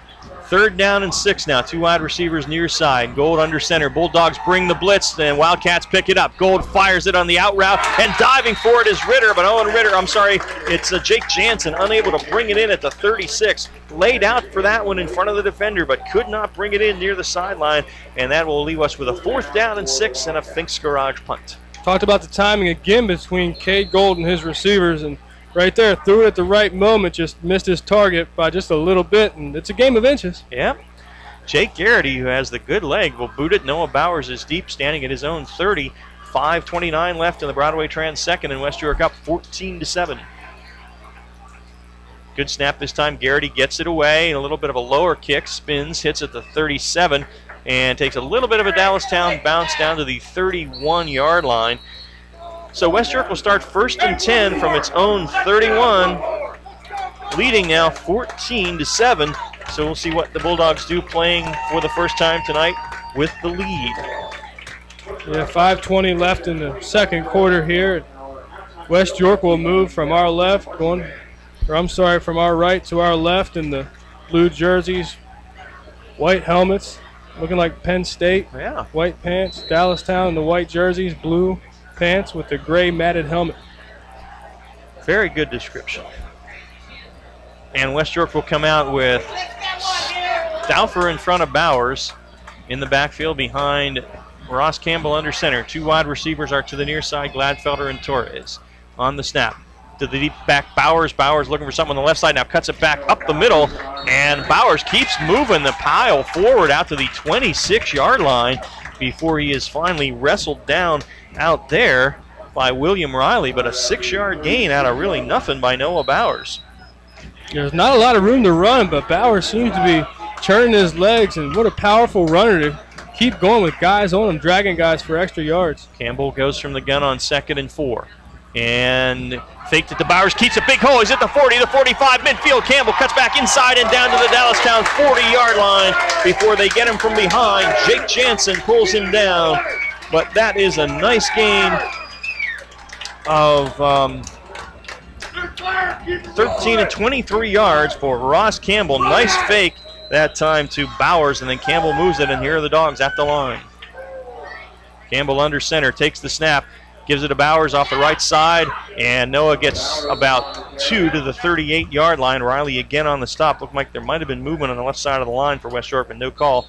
2nd down and 8 for West York.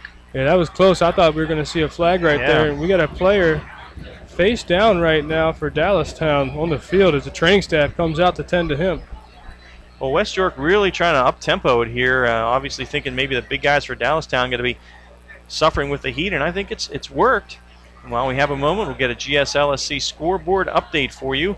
Biglerville 14, Waynesboro 6 in the second, Bermudian 15, Boiling Springs nothing. Delone and Columbia tied at 7 in the second. Central and Cumberland Valley knotted at 7 in the second. Big Spring up over Dover 7-0 in the second. Fairfield and James Buchanan knotted at 6. Greencastle up on Littlestown 21-0. Hanover leading Kennerdale 7-0 in the second. McCaskey and William Penn tied at 7 in the second. Spring Grove up on Mechanicsburg 7-0 in the second. Gettysburg 22, New Oxford nothing in the second. Northeastern up on Suburban 23-0 also in the second. Manheim Township all over Red Lion 28-0 in the second. Cedar Cliff 20, Southwestern 14 in the second, and no score in on York Catholic and Susquehannock. That's our GSLSC scoreboard update here at West York with 4:27 left in the Broadway Trans second quarter. It is West York 14 and Dallastown 7. Still have a Dallastown player here on the ground. Can't get a number to identify him. Well, they are very, very careful, as they should be. Now, anytime a player goes down, and the training staffs from both schools out there, some of the Dallastown coaches, and I actually think Ron Miller is out there as well. You hate to see any young man with an injury, and yeah, the rapport between these two coaches, Ron Miller, West York, Kevin Myers, Dallastown, it's amazing how well these guys get along, but their competitive nature, they can turn it on and off as needed. Yeah. Well, these two guys have been very successful over the last 7-8 years that they've been in their spots, and I think both of these coaches are kind of the newer breed that have come in the last decade or so in the York Adams League, and really are and I've talked about this, they're very focused on the idea of playing the kind of football that they need to play to be competitive in District 3. You know, I think for a long time that the focus here was to do what you needed to do to win the league. Not that there's anything wrong with that. It's still a very, very important thing, win your division here in the league. But there wasn't a lot of focus on getting ready for those district games, the kind of teams you're going to see in the district competition. And I think guys like Ron Miller and Kevin Myers have done a lot to change that mindset. Right. It makes a lot of sense. I mean, even when I was in high school, we would get out, we'd get into districts, and we'd have a tough time. We would do well in districts, but once we got to states, we didn't win any ball games. Right. And you try to evolve as a program and as a league, and you try to get to that football, like you said, to start being competitive and win those playoff games and postseason games like these two programs have been able to do. Yeah, and Dallastown got to the semifinals in District 3 Quad A and had a lead on Central Dauphin, which won the districts. In fact, went to the state. Did they win the states last year? I think, or went to the state championship. So they were really competitive. We've seen Central play well in Quad A. Red Lion a few years ago went to the district title game. West York and AAA won it in 2008. Got back to the title game in 2013. So I think for the league, it's a new thing for the Triple and Quad A teams to be that competitive at that level. You guys, Delone and Littlestown and Bermudian have done well in Double A and York Catholic in Single A. But for the bigger schools who've had to compete, frankly, against schools which have, in many cases, more students. A lot of the mid-pen schools are bigger, so it's taken a while. But I think now that there's a lot more competitive spirit here. The young man for Dallastown is still down. He is face down on the field and has been that way since the end of that play. It's going to be 2nd and 8 when we resume. West York at the Dallastown 38, but it's been 3-4 minutes and they are now bringing out the stretcher. So we will certainly hope that this is a precautionary move and nothing more. You just hate to see it at any level, but especially here at the high school level. So we will send along our best thoughts and prayers for the young man. We'll try and get a number once he gets up onto the stretcher, because we have not been able to identify him to this point. But as we mentioned, they are taking and will take every precaution, which they should do. And I think that's something too, Gareth, that's come a long way in the last 15 or 20 years, that when someone's injured like that, they are really, really careful about moving them. Right, and you've seen that with concussions. It's just education. It's Right. just being knowledgeable and having more education about what the effects are down the road and the impacts that it has, and how to take those precautions and take care of yourself. You see now, you see a baseline test when they come in. You get a test of certain rigmarole, and you got to pass that if you ever get a concussion. And that's what they're doing right now, taking these precautions, like you said, and it helps the sport. You help keep guys safe, and just as we evolve as a society, we become more educated, more information comes out, and access to that information, and we take more precautions and makes better, healthier student athletes. Absolutely. And Roger Zerwinski, the AD here at West York, down in the field as well, as he's mentioned, the training staffs from both schools out there as they prepare to move the young man onto the stretcher to put him on the backboard first to make sure he's stabilized. Then they'll get him on the stretcher and off the field. We still have not been able to come up with the number. We'll see if anyone in the booth is able to do that and pass that along. It's always a tough thing. I'm sure you played in games, Gareth, when you have a delay like when you have a delay like that, then you've got to come back after, we're going to probably be 15 minutes or so here, and you see a guy go down like that. Obviously, everybody's thinking about him. Now you got to line up and do the next play. It's got to be tough to get back into that mindset. You do, and you see these coaches, the players right now, everyone is on the knee in reverence of the hurt player that's down on the field. And it's up to your coaches to walk around and say, hey, maybe you want to stay loose, maybe stretch a little bit. You see some guys getting up right now, moving around, keep the blood flowing. Don't want to get too tight. Right. Well, we will attempt to, again, an ID on the young man. Obviously, we're not going to know anything about what happened. They'll get him off the field on the stretcher and get him to medical attention. And, again, we'll send our hopes and thoughts and prayers along that everything will end up being okay. And this is, we hope, more precaution than anything else. But we will see. And we talk about sports science and more information, more access to information, more education. Look what the Philadelphia Eagles are doing with Chip Kelly. he's trying to slim down his offensive linemen, keep guys smaller, use that speed. Yeah. You know, they're able to go longer in the game, better condition. Right. You see guys not getting worn down like we talked about tonight. Guys starting to get tired on the defensive front, offensive front. And he actually had the least amount of injuries last year. Is that right? Oh. In the NFL, and that's what that sports science does. And you know, a lot of times in the league, you'll have coaches.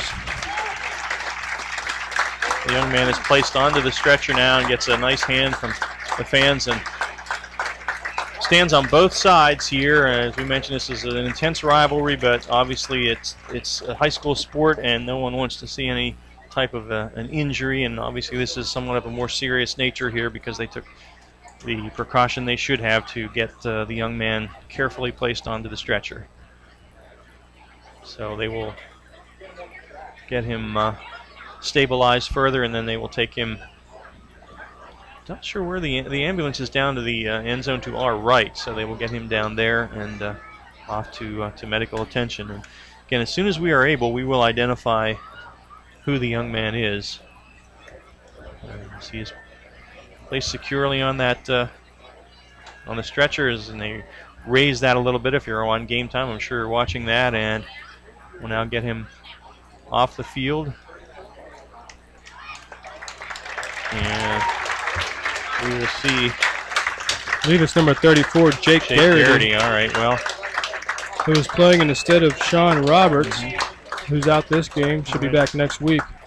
And a linebacker, and of course he's the outstanding punter for Dallastown as well, but all that very, very much secondary to his health right now, and we will wish that everything turns out well for him. Yeah, certainly thoughts with Jake Garrity and his family. Absolutely. So they get him onto the track now, and we'll resume the game. 2nd and 8 for the Bulldogs at the Dallastown 38. And Bowers up the middle has a bit of a hole and steamrolls forward as Bowers moves it down to about the 31 or 32-yard line, and some extracurricular stuff as the helmet comes off of one of the West York players, Hunter Mummert, and he'll have to come out now. I think it's a rule if your helmet comes off. Bowers got about 6, so it's going to be 3rd down and about 2 now from the 32-yard line of Dallastown, and West York taking a timeout with 4:14 left. That's their second. They have 1 left. So these guys are still playing hard, certainly. And we had about a 15-minute stoppage there as Jake Garrity, we're pretty sure it was 34 that was wheeled off there. And as he is placed into, or prepared to be placed into the ambulance down in the south end zone here. So, again, our thoughts and prayers with him that everything will turn out all right. And in the game, 4:14 left in the Broadway Trans second quarter, 14-7 West York leading Dallastown, and West York with a 3rd and 2 at the Dallastown 32-yard line. Each team has now used 2 timeouts here in the first half. I've been very surprised that West York continues to stick and go with the run and try to pound the ball time after time, because the last drive they went 11 plays and they scored a touchdown, capped it off with a 2-yard touchdown run by Noah Bowers, but they earned every single yard on the ground and even had some success in the air. And they're eking out these runs. I'm surprised they keep going to them when they can have so much more success through the air. Bowers 11 carries, 39 yards now for the Bulldogs. 3rd and 2 now, and Campbell will take the snap. And he fakes it to Bowers. Campbell straight ahead, and Justin Tyndall in there to bring him down. And I think he's going to be shy of that mark. Tyndall, actually that was there. Willis, the 6'5", 340-pound defensive tackle in there. Gain of 1, and it's going to be 4th down and 1 now for West York at the 31 of Dallastown, and the Bulldogs will line up to go for it. Under center, Campbell, quick snap. Campbell has the first down over right guard that time, and Ross forges it forward to about the 26-yard line. So he picks up, mark it at the 27. He picked up 4, but good movement by the right side of that offensive line there that time, and I think that was Nick Canary that got the block out there. Campbell, hand off to Bowers, looking to the run to the near side to get to the outside. Not quite able to get there. William Riley with a good play as Quinones made the penetration, and Riley brings down Noah Bowers. Got 1 yard, and it's going to be 2nd and 9. They're getting close to getting it to the outside and being able to break one here. It looks like this West York offensive line is chipping away at Dallastown's defense, getting more and more success on the ground. 3:20 left in the first half. West York driving now. 2nd and 9 at the 27 or 26 of Dallastown. Play fake now. Campbell to throw. Has time now. Runs out of time. Rolling to his right under pressure. Fires it across the middle. Kind of, wow, a dangerous pass. Threw it away. Des Jones very close to being able to pick that one off as there was pressure applied for Dallastown that time by Chris Fennessy, a 5'10", 210-pound senior in a defensive end, and Campbell had to get rid of it. So it's now 3rd down and almost 10 at the Dallastown 26.5-yard line. I'd like to see Campbell take a little bit more time in the pocket. He didn't see anyone open, so he immediately scrambled. Could have spent a little bit more time in the pocket and let someone open up. Campbell to throw out of the gun. Pulls it back, rolls to his right, was under duress, fires it up for grabs, and was Riley able to catch it? Yes, he was. William Riley with the pick at the 19-20-yard line. That was probably an ill-advised pass by Ross Campbell as he was being dragged down from behind, and Riley with the pick. And that turnover, the 3rd of the half for West York, will end that scoring thread and give Dallastown the ball with 2:55 left at their own 19 and 1 timeout remaining. Yeah, there you see, I think that, from the stoppage in time, I think you lose some of that momentum and come in. You're not as set in the mentally. You're not as geared up to go play after play. You're not in that rhythm. Right. After that stoppage, and Ross Campbell 2 errant throws, and second one ends up in an interception for the 3rd turnover for West York tonight. Gold out of the gun, 4 wide receivers, and the lefty will go to the air now under some pressure. Steps up and fires it down the near sideline for Ritter, and the ball tapped away at the last moment. Good defense by Andrew DeCoste. The senior defensive back got the left hand on it at midfield. They were going for Owen Ritter, and DeCoste able to bat it away, and it'll be 2nd and 10. Great play right there by DeCoste. That could have been a game changer if they completed that long pass play. So 2nd and 10 for the Wildcats at their 19. 2:49 left here in the first half. West York leading at 14-7. Both teams coming off big wins in the first week. West York over Central and Dallastown over Lancaster Catholic.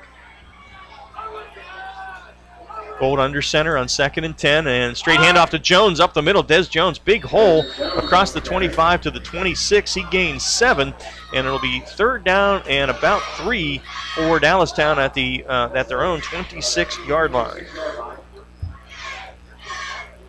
Good hole in the middle of that line by the Dallastown interior offensive line that time.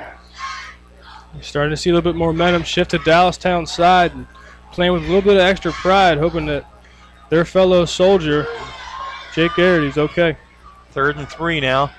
Gold and gives it up the middle to Jones. Jones spins away from a tackle at the 30-yard line and is out to the 34. Good run by Des Jones where they finally bring him down. It's a gain of 8. Nice hard run, and he will move the sticks now with 2:10 left here in the first half. And Dallastown trying to put a drive together and see if they can tie this thing before intermission. Seeing both these defenses starting to get broken up a little bit. Getting a little bit more space, a little bit more running lanes, missing a little bit more tackles as they get gassed a little bit here as 2 minutes tick down to this halftime. Yep, we're under 2 now, and Dallastown 1 timeout remaining. Gold under center now. It's 2 wide receivers to the top and a man in the slot. Wildcats go left to right now. Play fake. Gold is hit in the backfield and brought down. Nick Canary slices through. He is having a fine game defensively, and he will bring Gold down back at the 32-yard line. They'll mark it for a loss of 2, and it will be 2nd down and 12 from there. And just as I mentioned that the defense is starting to wilt a little bit for West York. Canary proves me wrong from that defensive end spot. 5'11", 230-pound senior. Knifes in there, lightning quick. Makes a great play and forces a 2nd and 12 as Dallastown moves left to right. And we'll see if Gold goes to the air. He is under center. And 2 wide receivers near side, 2 to the top. He fades to throw. Fires it on a little quick out. Ball's tipped in the air, and it's incomplete. Went off the right hand of one of the intended receivers out there. I believe that was Elijah Lloyd. And so it's going to be incomplete, and it's going to be 3rd down and 12 now to 32. And if West York can stop them here, if it's an incomplete pass or they use their last time out, they will have about a minute left when they get the ball back. But Dallastown would like to move the chains here, of course. Great job by these corners. Diego Torres, and right there on that last play, Gavin Toomey, and their closing speed breaking up passes tonight. Gold under center. He'll drop the throw on 3rd and 12. In the pocket, fires across the middle, too high. Was going for Lloyd across the middle. Pretty well covered that time by Alan Stauffer, and it is high. And so that's going to bring us 4th down and 12 with 1:04 left and a Finks Garage punt. And coming into punt for Dallastown is Owen Ritter now. Jake Garrity is the young man who was injured earlier, and he was had some booming punts earlier in the game, so we'll see what Ritter can do as Noah Bowers is deep at the West York 27-yard line. Not able to, Jake Garrity, have booming punts. He also threw a pass to convert on a 4th and 8. So Owen Ritter, the backup punter for Dallastown, a good snap to him, and Ritter gets it off. Low kick, but not bad, and it's inside the 30. It takes a great Dallastown bounce inside the 20 and down to the 15-yard line. There's a flag laying back near the punter, so we'll see what this is all about. Yeah, flag in the backfield. I think it's going to be holding against Dallastown, so they'll probably have him kick that again because that was all the way down to the West York 15 with 53 seconds left. So the Bulldogs will want to get better field position if they can, and they'll have him kick it again. So it wasn't the prettiest thing in the world, but it was an effective punt by Owen Ritter, but he's going to have to do it again. Wasn't the high and the long hang time we saw from Jake Garrity's foot, but just as effective right there. A low line drive and able to roll down into West York territory, pin them deep, but unfortunate penalty for Dallastown, which is their 3rd tonight, forces another punt. Penalties and turnovers have been the biggest story of this first half, Gareth, really. Yeah. So Ritter will have to kick it again. Bowers now standing at about his 41. And Dallastown running some guys on at the last minute here. Here's the snap.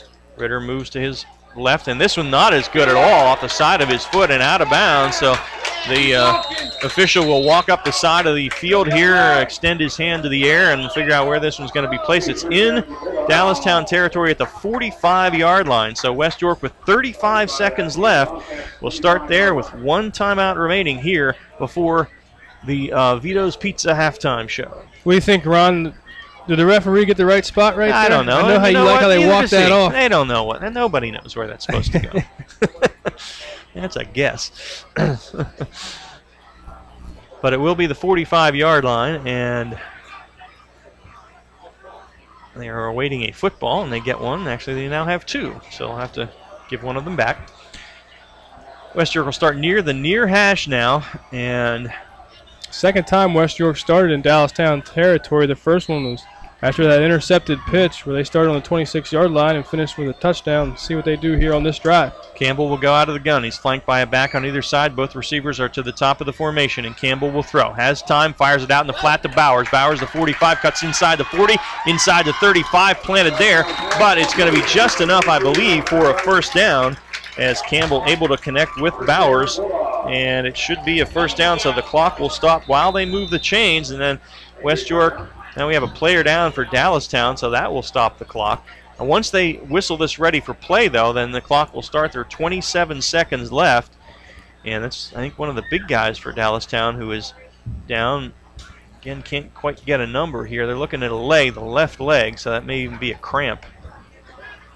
Yeah, I'm not sure. It might be Trey Noy, number 67, the senior, 6'2", 260.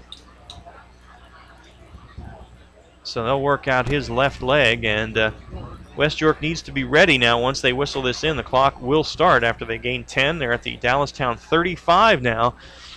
And we'll see. Brett Strickler's been doing the extra points. McCauley has the stronger leg for West York. I don't know whether the field goal range, probably about 35 yards, so they would need to get close to another 20 yards before they would probably think about a field goal here.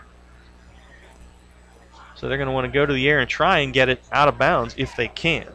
Obviously. You see Ron Miller signaling in the play here for the West York Bulldogs offense and talking to his wide receivers, telling them how he wants their alignment, how to run the route, little tidbits, how to get open. And Dallastown should be doing the same, talking to their defensive coordinator so they can come out and get set up right away. Yep.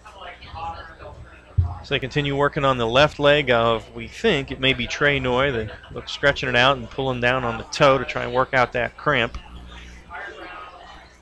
Trainer's out there. Trainer's been busy again. Jake Garrity with a serious injury about halfway through the second period. They took the time that they should have taken, about 15 minutes, to get him stabilized and on the stretcher and off to medical attention. So as we said, certainly thoughts and prayers with Jake and his family and friends. I hope that all works out well for him. As they work on the left leg of one of the defensive linemen for Dallastown. Well, it's been an interesting game and an exciting first half. Honestly, not a particularly well-played first half, but a couple of turnovers. And the most exciting play was the intercepted pitch by Noah Townsley on defense for West York, as he intercepted the pitch from Dallastown quarterback Cade Gold. Took it 80 yards into the end zone, but there was a clipping penalty at about the 15, which was not needed because he was a good 7 to 8 yards in front of any defender. But West York able to score after that. And that is Trey Noy, who was down with the cramp, so he's going to walk gingerly off, gets a nice hand from the fans, and I think Trey will probably be back in a few plays. Yeah, you're right. Sloppy first half, but it's been exciting so far, and it's a close ball game. Both these teams are good, so you don't expect those kind of mistakes, especially from two great coaches, disciplined teams like this. But here we go with 27 seconds left. Clock starts to tick. Campbell out of the shotgun, fires it across the middle, and too far for Diego Torres on a little slant route about the 10-yard line. So the clock stops on the incompletion. 20 seconds left now. It'll be 2nd down and 10. Play clock begins to wind. Dallastown band down in the end zone, beyond the end zone. They'll be performing at halftime. We'll get a little of their show for you. And Campbell again will go from the gun with 4 wides, 2 each way.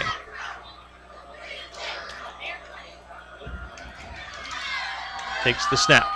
Has some time, stands in the pocket, fires it toward the end zone, and over the head of Ian Lichty at about the 7-yard line. Lichty running right down the sideline. Would have, well, it was too tall anyway, but I think if he had been able to haul it in, it would have been out of bounds. So it's 3rd and 10 now, 14 seconds left, and they do have a timeout left, so they can use the whole field. If they can, again, move it about 20 yards, they may be able to attempt a field goal. Yeah, Campbell right there winding up, trying to use everything he had, and should have used just a little bit less. Had his wide receiver who had a step on the defender. Narber in the backfield to add some protection along with the 5 linemen.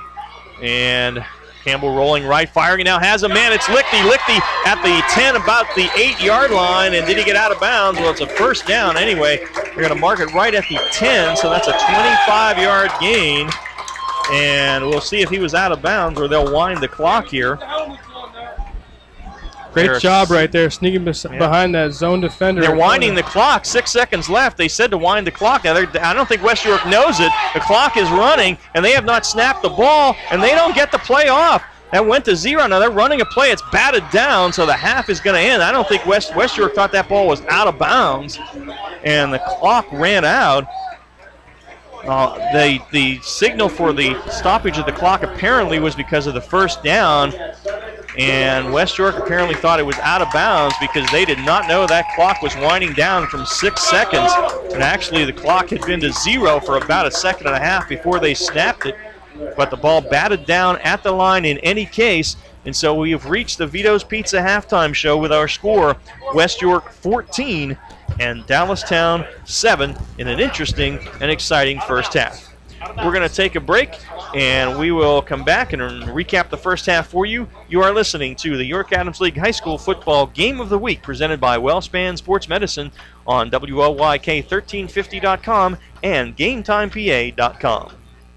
Serving York for over 50 years, Vito's Pizza. Check out their daily lunch specials Monday through Friday, 11 till 2. 2 slices of pizza and a small soda, only $3.99, or a small sub for only $4.25. Monday night, 2 large cheese pizzas for only $15.99. Tuesday, a large stromboli and large pitcher of soda, just $11.99. Wednesday, a large cheese pizza and large pitcher of soda, just $11.49. Vito's open till midnight, Monday through Thursday till 1 a.m., Fridays and Saturdays. Dine in at 1734 South Queen Street, York, or get carry-out. Call 843-1143.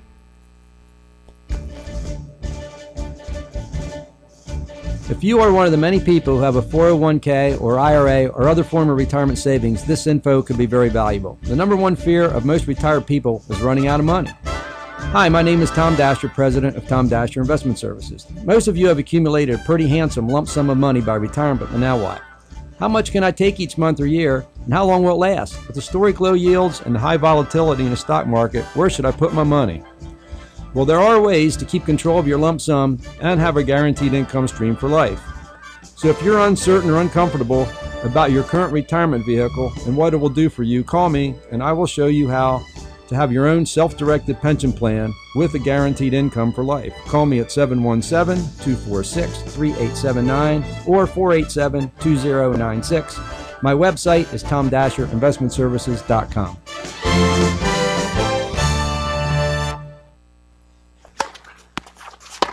Tennis used to be a very polite game. Today, tennis Ace raises a racket. Flying feet. The style, the play, and the players are intense, athletic, and hard-charging. Flying Feet Sports Shoes welcomes the evolution of tennis and its battling players with a full line of specialty tennis shoes worthy of the new game. These aren't stand-around look-pretty shoes. These are co-conspirators for the court. Shoes that will endure opponent after opponent, match after match. Shoes that move when and how you move and stop at your command. Shoes that fit and feel good so your feet are ready and able to take that next set. Flying Feet's team includes Prince, Wilson, New Balance, and K-Swiss in widths that fit. And the Flying Feet staff is always on the sidelines ready to help with your selection. Tennis, it's a whole new game. Be prepared to play it well. Flying feet. Flying Feet Sports Shoes, just off exit 18 of I-83, right behind Domino's in York. There's only one place for local high school sports. Sports Radio 1350.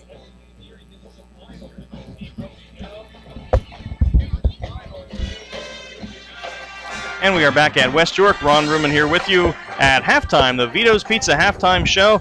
West York leading Dallastown by a score of 14-7 here at halftime. It's been an interesting first half. The Dallastown band performing for the fans here. Two fine bands here tonight, Dallastown and West York. We'll get a little bit of the Dallastown band for you momentarily. Let's recap the first half for you on the Vito's Pizza halftime show. Dallastown took a 7-0 lead with 7:54 left in the first period on a 2-yard touchdown run by Des Jones.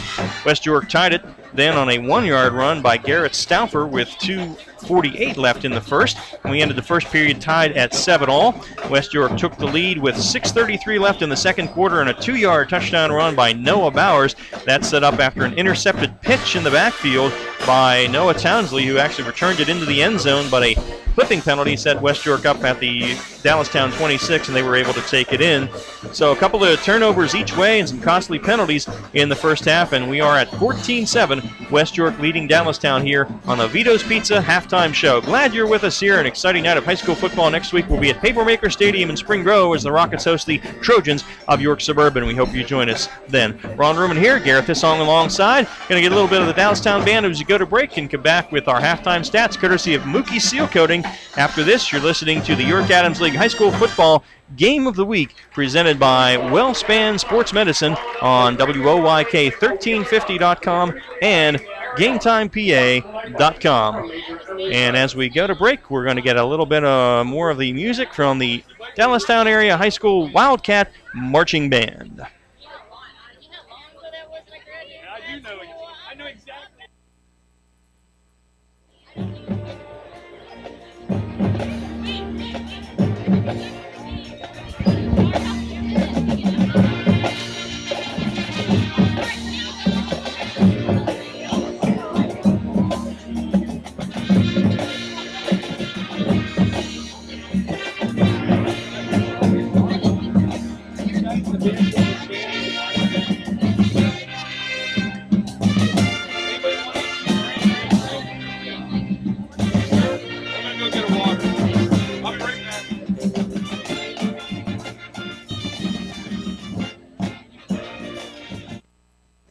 Hello, Maple Donuts. Mabel speaking. Maple? No, Mabel. I work for Maple. Oh, they sound the same. Yeah, I get that a lot. What can I do for you? What kinds of Maple Donuts are there? What kinds of Maple Donuts? Yeah, you know, what kinds of flavors does Maple Donuts have? Are you serious?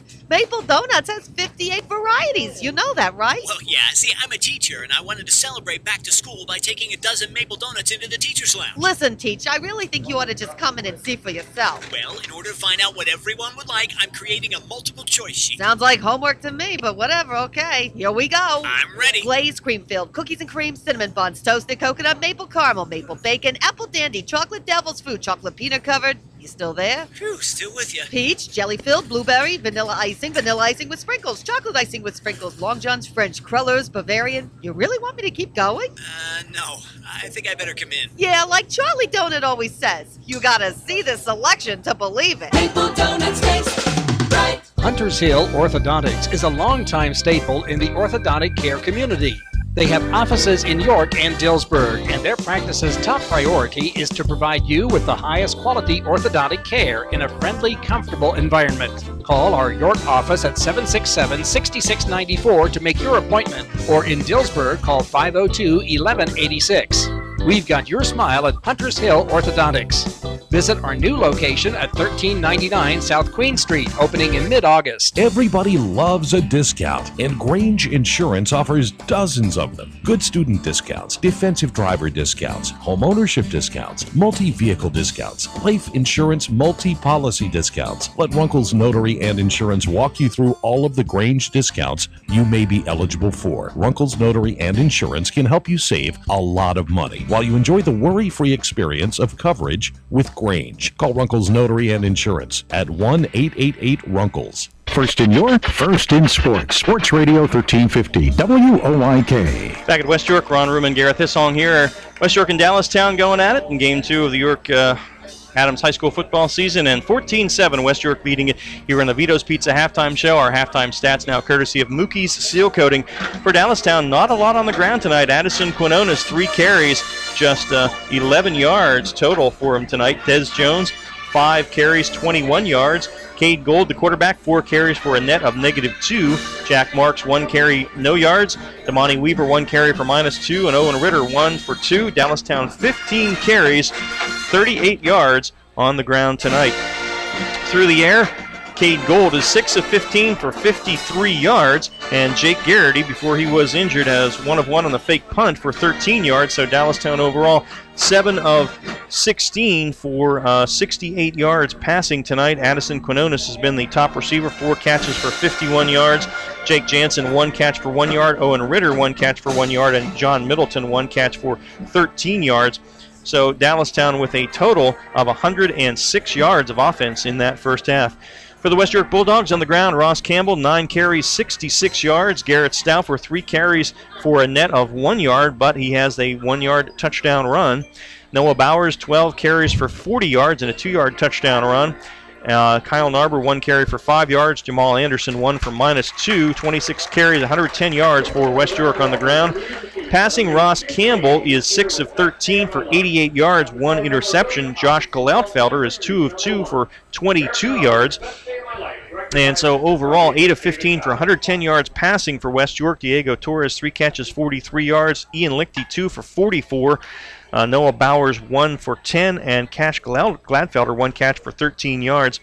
So the West York Bulldogs overall 220 yards and perfect balance, 110 through the air and 110 on the ground. And West York leads it 14-7 here at halftime over the Wildcats of Dallastown. We are going to take a break, and we'll come back with a little more of the Dallastown Band. We'll listen to some of their music on the way to our break here. You're listening to the York Adams League High School Football Game of the Week presented by WellSpan Sports Medicine on WOYK1350.com and GameTimePA.com.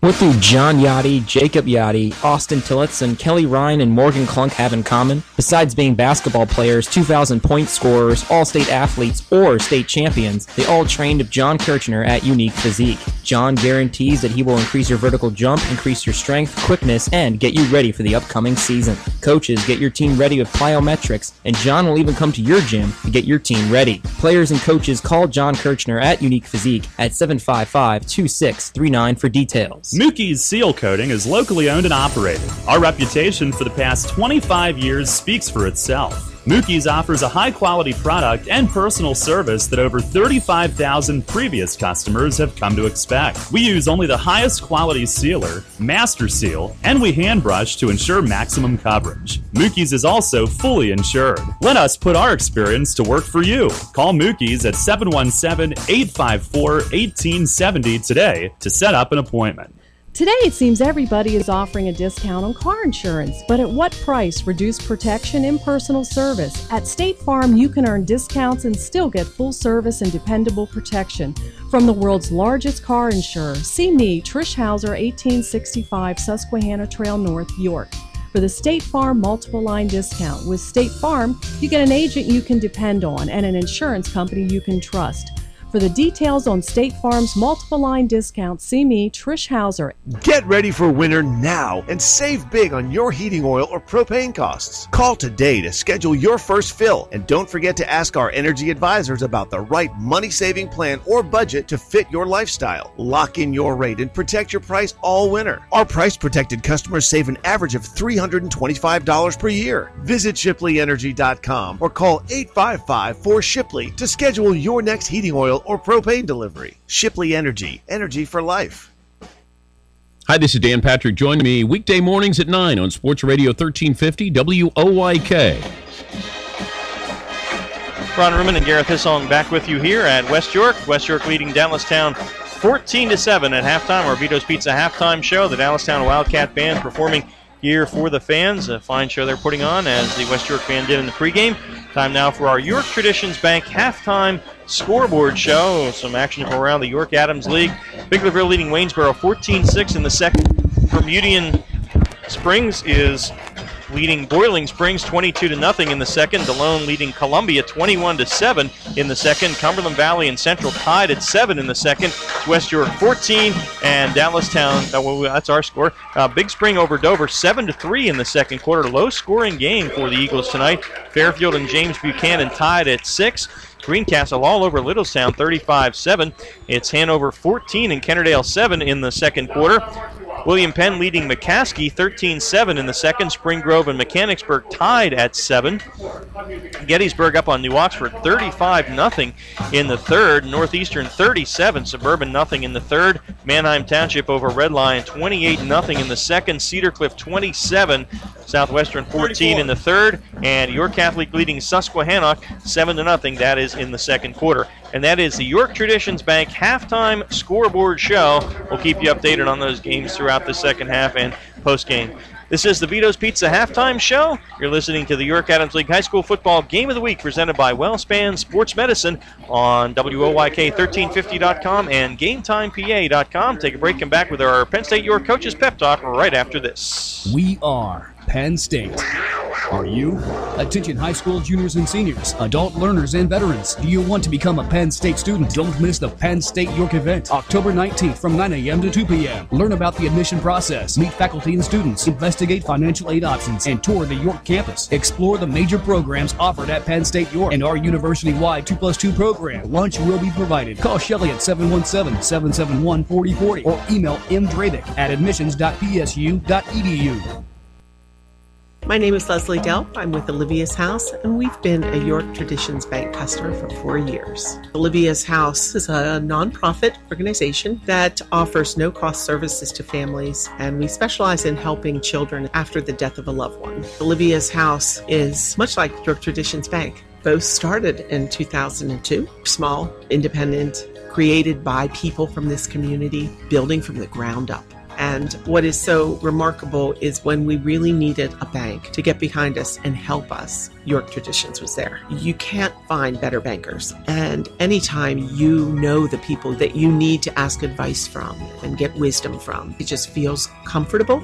We really feel like we're calling family. It's just what makes it easy to do banking. Large enough to help you build your business, small enough to build a relationship. York Traditions Bank. I think York Traditions Bank has that traditional feel, and they hold our hand. Member FDIC, Equal Opportunity Lender. True Value Plus has a rather colorful question for you. Do you want the wall color you love to stay richer and truer longer? Yeah, we thought so. And if that's the case, True Value suggests insisting on super premium Aura interior paint by Benjamin Moore. Stop by True Value Plus in Shrewsbury and see for yourself why Aura sets the standard in excellence. Formulated with Benjamin Moore's proprietary color lock technology, Aura ensures that the color you love will stay as beautiful and vibrant as the day it was painted. And that matters, so you'll only change the color when you want to. Plus, Aura is scrub and fade resistant, provides superior surface protection, and comes in every color you can imagine.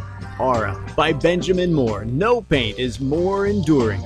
Benjamin Moore, for everything that matters. Behind every project is a True Value Plus in Shrewsbury. Join me, Steve Zabin, mornings at 6 on Sports Radio 1350 WOYK. Halftime here, the Vito's Pizza halftime show. West York 14 and Dallastown 7. The Penn State York coaches pep talk now. Gareth, let's get into inside the Dallastown locker room first. What was Kevin Myers talking about with the guys? Find some consistency, fellas. They came out early and had success in the short yardage passing game. Couldn't get much going on the ground. Late they started to get more going on the ground, and that defense started to break a little bit, started to bend a little bit more. Couldn't stop West York in the second quarter.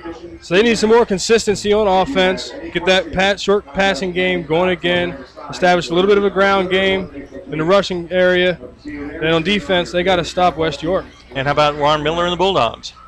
Keep things rolling. They started out a little bit slow. They got to avoid the turnovers. They had 3 turnovers in the first half that have really killed them. And if they can avoid the turnovers, they got things going. They started moving the ball in the second quarter. I think they'll be okay if they avoid turnovers. All right, our Penn State York coaches pep talk. We're going to take a break, come back with the second half kickoff brought to you by Fast Signs. Our timeout courtesy of your neighborhood Sure Fine Markets, West York 14, Dallastown 7. What Barbershop has 2 barbers with over 75 years of combined expert experience? What Barbershop has 2 licensed barbers who have done hair replacement demonstrations all over the country? There's only one answer, and that's Iacono's. Located at 2030 South Queen Street in York, this family-owned business has been serving York since 1972. For hair replacements, for chemo and fashion wigs for men and women, for a relaxing grooming experience, and for the best in the business, visit or call Iacono's at 854-8258.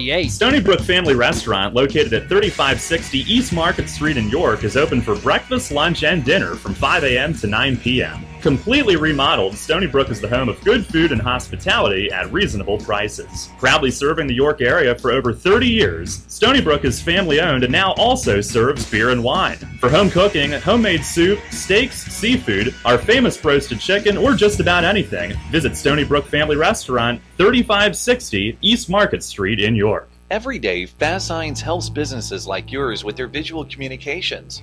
We ask the right questions, recommend smart solutions, and help you build your business. Our knowledgeable consultants uncover your communication challenges and provide visible solutions. At Fast Signs, we're innovators, planners, and designers. We're more than fast, more than signs, and we're more than ready to help. Contact Fast Signs today. Visit our store next to Sam's Club in East York or visit us online at fastsigns.com. Remember when the goal was to see how fast you could run home from school, play 99 straight innings of wiffle ball, or jump up onto anything? At WellSpan Health, we think making time to play is still a great goal. Being healthy is how you get there. And just in case your grown-up body can't keep up with your inner child, WellSpan Orthopedics walk-in injury care is there to help with a team specially trained in treating sprains, strains, and broken bones. If you have a WellSpan primary care physician, your visit is added to your electronic health record so your doctor may coordinate any follow-up care. You never need an appointment, and both our Apple Hill location in York and our new Hanover Orthopedics location are open evenings and weekends. You can get all the details about orthopedic walk-in injury care at wellspan.org/injury. At WellSpan Health, it's our goal to help you get healthy and stay healthy, no matter how old you are or how young you feel. Your teams all the time. York's only place for local sports. Sports Radio 1350 WOYK. And time to start the second half. Our third quarter brought to you by Maple Donuts. Our Fast Signs opening kickoff via Darian McCauley will boot it. for West York, and Dallastown will get it and go left to right here to start the second half. So a chance for Dallastown to start with that consistency you talked about in the coach's pep talk there, Gareth. Yeah, interesting to see if they come out, try to establish the running game a little bit, or if they go back to that short yardage passing game, which was working very early in the first quarter. Those first couple drives, they were moving the ball through the air with those short yardage passes games, which can kind of be an extension of your running game. All right, Darian McCauley approaching the football now and boots it. Bit of a wobbly end spiral, picked up at the 8-yard line by Middleton. John Middleton straight up the field, has an opening and still running, and dragged down by Brett Kinnaman from behind at about the 36, 37-yard line. So Dallastown again will start in decent field position, which they have had much of the evening tonight, trailing 14-7 as we start the Maple Donuts third. And again, Jake Garrity from Dallastown, a serious injury in the first half, was taken off on the stretcher, and we again pass along our thoughts and prayers to Jake, his family and friends, and hope that all is well with him. Yeah, you said it. They started with great field position multiple times tonight. And Kevin Myers, I'm sure he would like to start capitalizing on that field position. The Wildcats come out over the football at their own 36-yard line, a wide receiver each way. Cade Gold is under center, and the backs are in the I behind him. Gives it to the deep back straight ahead, and a nice hole, and finally wrestled down at about the 44-yard line is Addison Quinones. Noah Townsley and Brett Kinnaman on the stop, but Quinones picks up about 8. It's going to be 2nd down and 2 from there. Good hole up the middle that time. We saw both these defenses getting up a little bit more on the ground towards the end of that second quarter, and thought that stoppage in time with the injury might have hurt them a little bit, got them out of rhythm, got them a little tight, and coming out of halftime, we'll see how they respond if they stiffen up. Two wide receivers near side now on 2nd down and short, and they give it to Des Jones. Jones running hard, broke a tackle at the line of scrimmage, and wow, kept moving that pile forward, and he's down to the 44-yard line of West York. So that's a gain of 12 for Des Jones, and a 1st down for the Dallastown Wildcats. Will mark it at the 45, so a gain of 11, but a 1st down nonetheless. Try to come out after halftime and really set the tempo for the rest of the game. Right here, Dallastown doing a great job of sending the message that we're going to pound the ball, we're going to be physical, and we're going to take it to you this second half. Big offensive line for Dallastown. Justin Tyndall, 260 to tackle. Zaire Willis, 340 at a guard. Noah Geezy, 210 at the center. Trey Noy, 260 at a guard. And Jordan Burns, 225 at a tackle. And they go straight ahead with Addison Quinones. He gets 3 down to the 42. Noah Townsley and Logan Laux on the stop. It'll be 2nd down and 7 from there. Good physical play by both sides right now, and seeing some chippiness out of the defense, getting a little upset. They're getting the ball run down their throat right now. See if they stiffen up here on this 2nd and 6. Ball to 42 of West York, just underway here in the Maple Donuts third quarter. It is 14-7. West York is leading it here in the second half. Gold under center now, the wide receiver each way, backs in the I. Pitch it to Quinones, the deep back makes a cut, and is wrestled down by Canary right at the line of scrimmage. Good penetration that time by, I believe, Alan Stauffer from his linebacker spot, and so it's going to be no gain essentially for Quinones. It's going to be 3rd down and about 7 at the West York 42-yard line. That's right, Alan Stauffer, number 24. He's 5'5", 145-pound junior. Blazing off that edge, setting that corner, forcing the ball carrier back inside where the help is for the defense. Not letting him get out to all that open real estate on that perimeter. Great job right there, turning back inside and forcing 3rd and 6. And the Wildcats will send 2 wide receivers near side, one to the top of the formation, backs in the I again behind Cade Gold, under center, facing the 5-man line. Play fake, he's going to throw under some pressure. Hit as he throws, and the ball's picked off. It is picked off by West York. The interception is made for the Bulldogs by Garrett Stauffer, but the hit was applied. Was it our buddy Garrett? Noah Townsley. Noah Townsley coming back, making another big play in the backfield. He's the one that intercepted the pitch earlier and brought it back, and would have had an 86-yard touchdown if it wasn't for a clipping it back. But right there again, providing the pressure, forcing the turnover. All right, so Stauffer with the interception, but Townsley with the play. And West York on another turnover here in business at their own 46-yard line. 1st and 10, 9:29 left here in the Maple Donuts third quarter, and West York leading at 14-7. And Ross Campbell will go from the shotgun. And he keeps it on a little sweep, cuts it back inside, is hit at about the 49-yard line and driven backwards. Good gang tackling by Dallastown, and they'll mark his progress to the 49, I believe, where it will be a gain of 3. See where they mark. There's a flag on the field over there, I do believe. And it's a penalty against West York, so whatever that gain was, about 3 yards, is going to be wiped out. I was not able to see the signal from the referee, other than it is against West York. Only the second penalty against West York so far in this ball game, and they've both been holding. As we continue with the story of this game is turnovers. Yep. Back and forth. It's been a slugfest so far tonight. Turnovers and scoring back and forth, taking turns, taking slugs at each other, and West York leads the ball game. Just over 9 minutes left in the third quarter. So it's a 10-yard spot penalty back to the 37, and then from there it'll be a first down and 19 for West York. And again, Ross Campbell out of the gun, low snap, fakes it to Bowers, looking to throw it, fires it across the middle for catch. Gladfelder goes down to make the catch at the 49 of Dallastown. And so that is a nice gain, and it's going to set West York up now with a second down and about 6, gain of 13. Campbell on the good pass, a little slant pattern that time by Gladfelder, and the 13-yard gain. Cash's second catch, that's 26 yards receiving, and they give it to Bowers, who runs right into a wall of defenders and is thrown back to the 45-yard line now. See where they're going to mark him stopped. Looks like at about the 47, so it'll be a loss of 4 for Noah Bowers, and that will set West York up now with a third down and about 9. And so far, West York's been able to overcome those penalties. That the first holding penalty, they were able to overcome and score a touchdown, but here they're set up with a 3rd and 10. See if they can convert on 3rd and long. West York going no huddle most of the night. Campbell to throw, fires it down the near sideline, going for Torres, but overthrew him. Good tight coverage by Jake Jansen that time, with stride for stride with Torres, and that one had really no chance of being completed. So on the incompletion, it will be 4th down and 9, and most likely a Fink's Garage punt, as West York appears unable to capitalize on the interception here, and they'll have to give it back to Dallastown.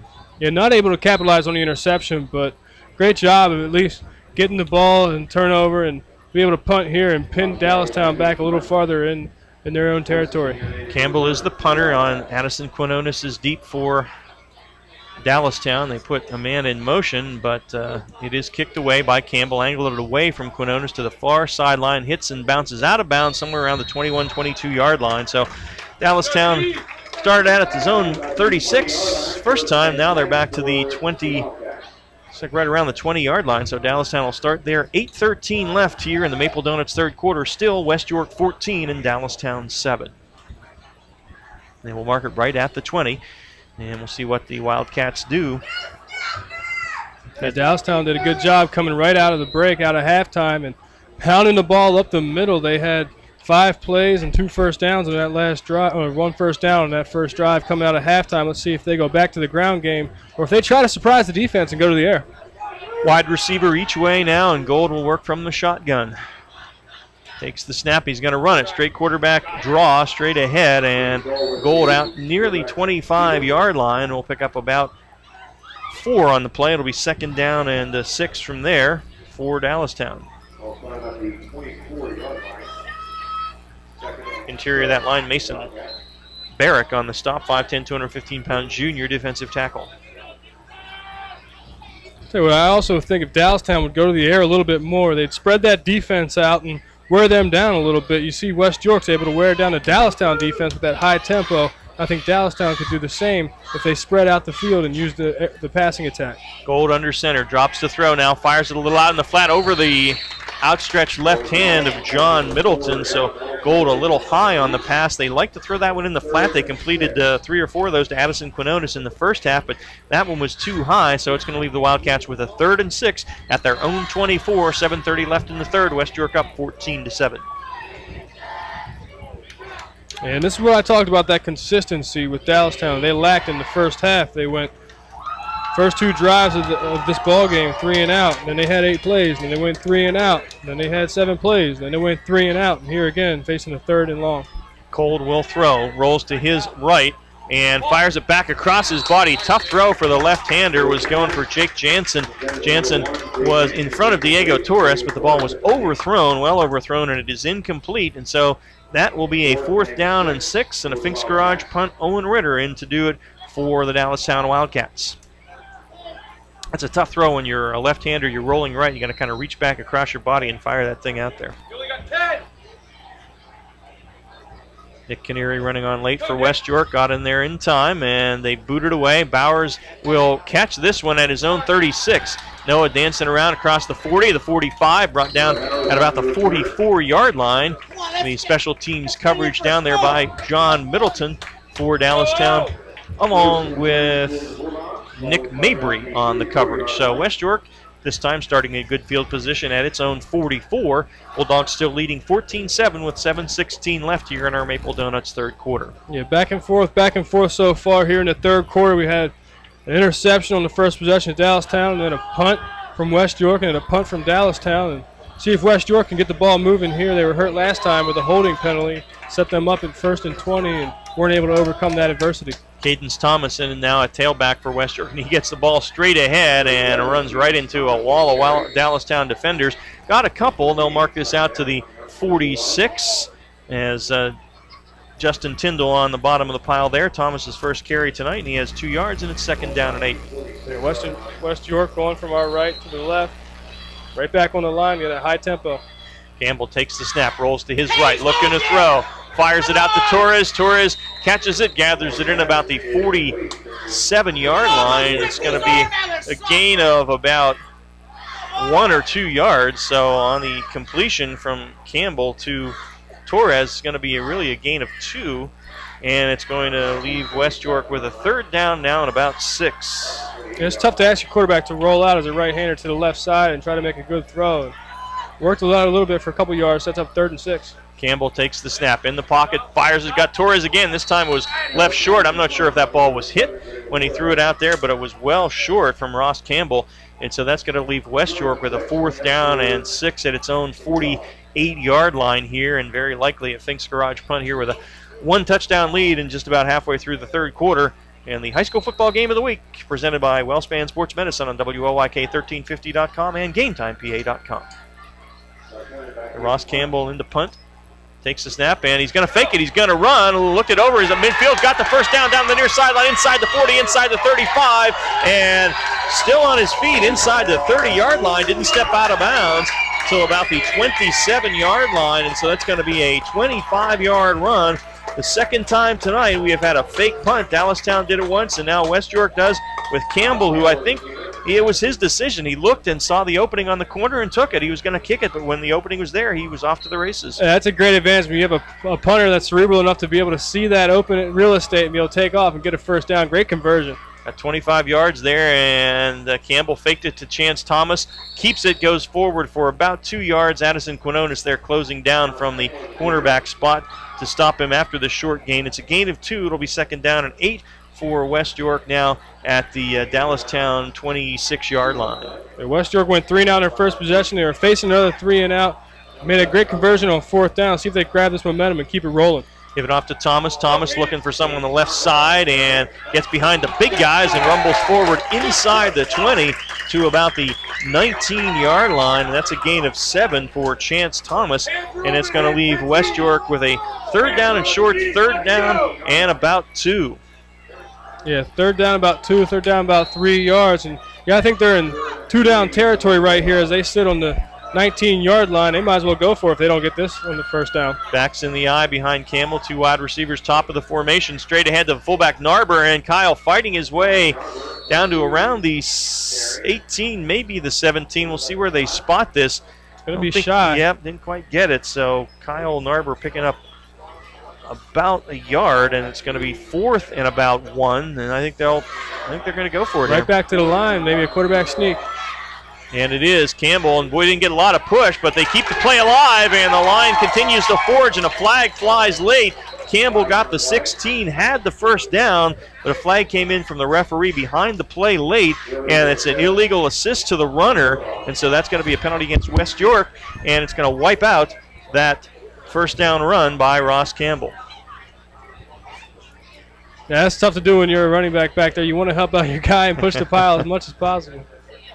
A little bit too much that time, so that is, I'm not sure what that penalty is. I guess it's 5 yards, so that moves the ball back to the 23.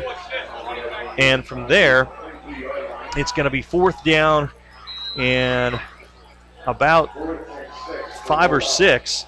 And West York's still going to go for this, and I think it's probably what you do. If you can't kick a field goal from here, certainly you don't want to punt it. So a wise decision. Campbell will go from the gun with 4 wide receivers. The blitz comes, they pick it up, fires it across the middle. Torres too high, incomplete, a little behind him. Not a great throw by Ross Campbell that time. And on downs, the ball will turn over to Dallastown. So credit the Wildcats defense. They came up big and got the stop when they needed to. And again, Gareth, it's been the mistakes tonight, the penalties, the turnovers that have been costly for both teams. There, a penalty wiping out the first down that West York had. You know, we talked about this earlier with Ross Campbell, and when they were facing that 3 and out before they converted on the 4th down, same thing there. They went for a pass play on 3rd down, and Ross Campbell just doesn't really settle his feet sometimes, and that makes his throws off just a little bit, just a hair, just a little too high or a little bit too behind the receiver, and you see it again right there, not able to hit his target. Still 14-7, 4:29 left in the 3rd. Dallastown working straight ahead. They go to, I believe, Des Jones. No, it's Quinones. He's across the 25 to about the 26. It's going to be a gain of 2. And that's Jack Marks in there. Jack Marks, the backup tailback, picks up 2. And it's going to be 2nd down and 8 now. Ball at the Dallastown 26-yard line. You got to be happy with both these defenses. If you're the defensive coordinator for these two teams, nothing doing for either offense here in the second half. Right. Now it has been tough sledding. Cade Gold under center now, backs in the eye behind him, and he gives it to the deep back Marks, and he is hit in the backfield and goes down at about the 24, 25-yard line. Tanner Hale was in there on the defense to make the stop, and on the bottom of the pile there was Garrett Stauffer, and it's a loss of a yard. It's going to be 3rd down and 9 now for the Dallastown Wildcats. And just an ultimate slugfest tonight. I mean, you see this sometimes an offensive line will get some momentum, start playing on the defensive side of the ball, and then a couple plays will rip off the defenses in the backfield and pressuring the quarterback and penetrating the offensive line. It's just back and forth for both teams and all 4 units. So 3rd down and long for Dallastown, 3rd and 9 at their own 25, 3:10 left in the 3rd. And they fired out a quick pass. Defender fell down, but he's back up and makes the stop as Gavin Toomey fell down. Jake Jansen made the catch, but Toomey quickly recovers to his feet, and the receiver picks up about 7 on the play, but he's going to be a yard and a half, 2 yards short of the first down. They needed 9, and so it's a 7-yard gain, and that is not enough for the first down. It's 4th down and about 2, and it's going to have to be a Fink's Garage punt from their own 32-yard line. We've seen 2 fake punts, one from each team tonight, and watch out for this one, another 4th and short. West York has nobody deep, and Ritter missed the ball when he went to kick it. It's on the ground, and he picks it up. It may have come out. In either case, it's going to be West York ball at about the Dallastown 26 or 27-yard line. And remember, Owen Ritter, the backup punter, because Garrett Stauffer, their regular punter, suffered a serious injury in the first half, was taken off on a stretcher, and so Ritter in there to do duty as the backup punter and just missed the ball, probably looking at the guys rushing him, and West York has it at the Dallastown 27, 1st and 10 for the Bulldogs here, and a golden opportunity for them. Yeah, if you would say either team had momentum so far in the second half, it'd be West York, and setting them up at 1st and 10 and 27-yard line going in Dallastown territory. Not what you want. Haven't been able to cash in yet, though. Campbell with a bunch, 4 wide receivers to the top of the formation, 1 to the near side. That's Gladfelder, and he'll go from the gun. Empty backfield. Here's the snap. Look for Gladfelder, fires it out to him. Cash able to make the grab. Yes, down at the 22-yard line. That's a gain of 5, and it'll be 2nd down and 5 from there. So quick out. Love the versatility of Cash Gladfelder. He'll go back there and play quarterback a little bit, throw some darts. And he'll line up at wide receiver. He's made some great catches tonight. And it's nice when you play quarterback and also wide receiver. You know what the quarterback wants and what he's looking for. You find those open windows. Same formation now. Campbell rolling right. He's going to run. Tucks it inside. Flag flies from the referee. Probably going to be a hold. Campbell got to about the 20-yard line. Would have picked up about 2 on the play. But when the referee throws a flag from behind the backfield, it's almost always a hold, and it is. 3rd holding penalty against West York tonight, and that'll be a 10-yard from the spot when the flag's at the 24, so that's going to set the Bulldogs back to the 34-yard line, and that's going to leave them with a 2nd down and about 17 from there. Very surprised tonight. This is just so uncharacteristic of 2 teams with such disciplined coaches, and usually see such disciplined units on both sides of the ball, and nothing but penalties and turnovers are the story tonight. So, The score is still 14-7. That's where we were at halftime, and they'll move the ball back to the 34. West York will have it 2nd and 17 from there. The missed punt by Dallastown. West York able to get it in great field position, but haven't been able to do much with it since. And official timeout now. 1:50 left here in the Maple Donuts third. Forgot to pick up his flag. Gotta have your flag. And we are ready to roll. Ross Campbell will work under center. He's got backs in the eye behind him and a single wide receiver to the near side. Campbell takes the snap, gives it to the deep back Bowers off the right side. Not much there. He's hit almost immediately. Trey Noy with the good play. 1 yard gain for Bowers, so it's going to be 3rd and 16 now for West York at the Dallastown 33. Interesting to see what Ryan Miller will do right here. It's 3rd and about 15. See if he opens up the playbook and tries to get all these yards back, or just chip away and play 2 more downs. I figure it's 4 down territory. Campbell in the gun now, 3 wides near side, 1 to the top of the formation. Dallastown shows a 5-man rush, and they bring it. Campbell steps up in the pocket, fires it, a little in route to Gladfelder, went through his hands, was high, but that's one Cash probably should have brought in, and he had some room to run because he was in front of the defender there, but unable to bring it down. It's now 4th and 16 with 1:07 left in the third, and again, West York at the Dallastown 33. I think we've got to go for it here. The punt really nets you at most 13 yards, so could get the first down, you get a penalty, who knows what might happen. Especially the defenses have been playing so far in this second half. So Gamble will go from the gun, 2 wides each way, puts Bowers in motion away from us here, fakes to him. Campbell to throw, has time, now runs out of time and is sacked. Goes down for about a 4-yard loss, and the sack made by the defensive end, Damani Weaver. And so on downs, they will turn it over to Dallastown, and we're going to take a break, brought to you by your neighborhood Surefine Markets.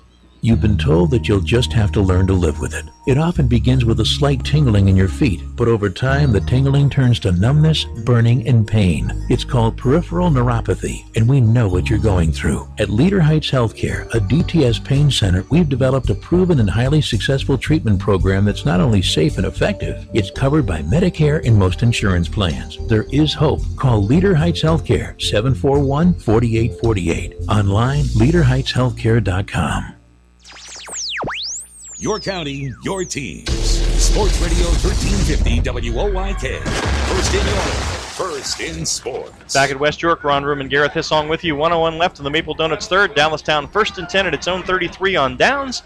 It's trailing West York 14-7 here in what so far has been a scoreless third quarter.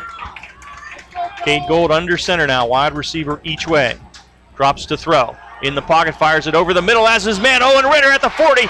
Ritter inside the 30, inside the 20-yard line, dragged down by Brett Kinnaman. A beautiful pass by Cade Gold, hit him over the shoulder in stride down to the 20-yard line. That is a gain of 47 yards on the pass from Cade Gold to Owen Ritter, and a first down for the Wildcats at the West York 20-yard line. Beautiful throw by Gold. Yeah, what a huge play for this Dallastown offense, coming off of 2 drives of 3 and out and 3 and out. And they needed something to spark this offense, and that's certainly going to do it as they line up at the 20-yard line going in West York territory. Nice touch pass. Gold under center, hands it to Quinones, who kind of stumbled in the backfield, but does get 3 down to the 17. It'll be 2nd and 7 from there. Tanner Hale on the stop. And this is gut check time for this Dallastown offense. They haven't been in this area much, going into the red zone and going into the gold zone into the scoring area of West York, and they really need to capitalize and make something happen here and tie this ball game up. We are in the Jack Giambalvo Dealers red zone here for Dallastown with 15 seconds left in the third quarter. West York still up 14-7. Carbett to the near side and Jansen to the top of the formation. Gold under center on 2nd and 7. Drops to throw, has some time, fires it toward the end zone with nobody there. I don't know, obviously he thought his receiver was going to do something different from what he did. And on that incompletion, we have reached the end of the third quarter. The York Mitsubishi fourth quarter comes your way next. It is West York 14, Dallastown 7 as you listen to the York Adams League High School Football Game of the Week on WOYK1350.com and GameTimePA.com, presented by WellSpan Sports Medicine. When it's time for preventive maintenance on your vehicle, don't take it to just anyone. At Fink's Garage, you know you found a name you can trust. We're a Napa Auto Care Center located at the rear of 929 Linden Avenue in York, and the technicians we employ are trained professionals. We hope knowing that we're here to serve you gives you peace of mind. Call us at 854-5175 for an appointment. Remember, being broken down stinks. Let us fix your car at Fink's. Hi, this is Dan Patrick. Join me weekday mornings at 9 on Sports Radio 1350 WOYK. Hit the road with Jack. Hit the road with Jack. The Jack Giambalvo family of dealerships. 8 franchises, 3 locations. Buick, GMC, Hyundai, Mazda, and Stettler Dodge Chrysler Jeep Ram. A Giambalvo family dealership. Over $20 million in new and pre-owned vehicles in inventory. Get unbeatable service after the sale, too. The Giambalvo family has been part of your community for decades. So hit the road with Jack and find out why. The Jack Giambalvo family of dealerships. Visit Giambalvo.com today. Your county, your teams. Sports Radio 1350 WOYK. First in York, first in sports. Starting the York Mitsubishi fourth quarter, Dallastown has a 3rd down and 7 at the West York 17-yard line, now trailing by a touchdown. Cade Gold rolling to his right, looking to throw, and in some trouble. He's going to tuck it around to 15 inside the 10, and he is blasted down, but about at the 8-yard line, and that's going to be enough for the first down as he picks up 9. So Cade Gold saw nothing through the air and took off and did a nice job of running, and it moves it from the 17 down to the 8-yard line. It's a gain of 9. First and goal for Dallastown at about the 7.5-yard line. It didn't feel real comfortable rolling out to his right. He's a left-handed quarterback and able to tuck it, find some open real estate, able to manipulate and negotiate his way down there for a first down, and sets them up at first and goal here for Dallastown. Under center, backs in the eye behind him. He gives it to the up back, Des Jones. Jones fighting on the right side, and Mike Messersmith, a defensive end, grabs him there. Got some help from Noah Townsley. Moved it to the 6, a gain of about a yard for Des Jones, and it'll be 2nd down and goal from there for the Wildcats. That big offensive line has not had a great deal of success moving the defensive line of West York tonight. I'll have to say that. Right, but they go across that West York defensive line, 230, 275, 215, and 160, and they've done a great job of holding their own against that bigger offensive line. Yep. But, hey, some tough guys up there for those Bulldogs. Yep. 2nd and goal now for Dallastown from the West York 6. Gold under center. Takes the snap. Rolling to his left, looking to run. He's forced into the backfield, and he is dragged down. Garrett Stauffer back at the 15-yard line. A loss of 9 for Cade Gold, as that one just went nowhere from the start. Stauffer with the penetration, and a loss of 9 yards back to the 15. It's going to be 3rd and goal from there. Ball just inside the West York 15. It's amazing how tough it's been tonight for both these offenses. Everything you get on the ground has to be earned. And even whenever West York was getting things going consistently on the ground, it was tough. They had to break 2 or 3 tackles just to get 3 yards, 4 yards, 5 yards a clip. And here you see Dallastown struggling. West York, great job on the defensive front, penetrating that offensive line and making plays in the backfield. Play clock down to 4 as Dallastown gets to the line. Gold under center, gets the snap off, rolling to his right now on 3rd and goal from the 15. Fires it and overshoots his man, Owen Ritter. Pass was too high. Again, a tough throw for the left-hander rolling right. And Ritter could not bring it in, and it's 4th down and goal from the 15 now. And see what Dallastown, they're bringing out Matt Curran. They're going to try for a field goal to get this thing down to 14-10 with 10:07 left here in the York Mitsubishi fourth quarter. Yeah, that's a play you're going to see them complete as the season goes on. Still early in the season, and that timing and that touch is a little bit off right now. Cade, a little bit too hot to handle, and like you said, that awkward throw when you're rolling to the right, left-handed quarterback.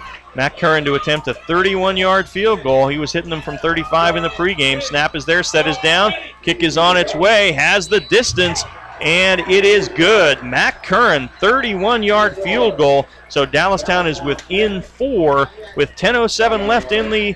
Do we have a flag on the field? We do. Flag. Well, we'll see here. I think if I'm Dallastown, I'm going to keep the points up there if it's against West York, but we will see. It will be 14-10 with 10:07 left in the York Mitsubishi fourth quarter. They're talking to Dallastown.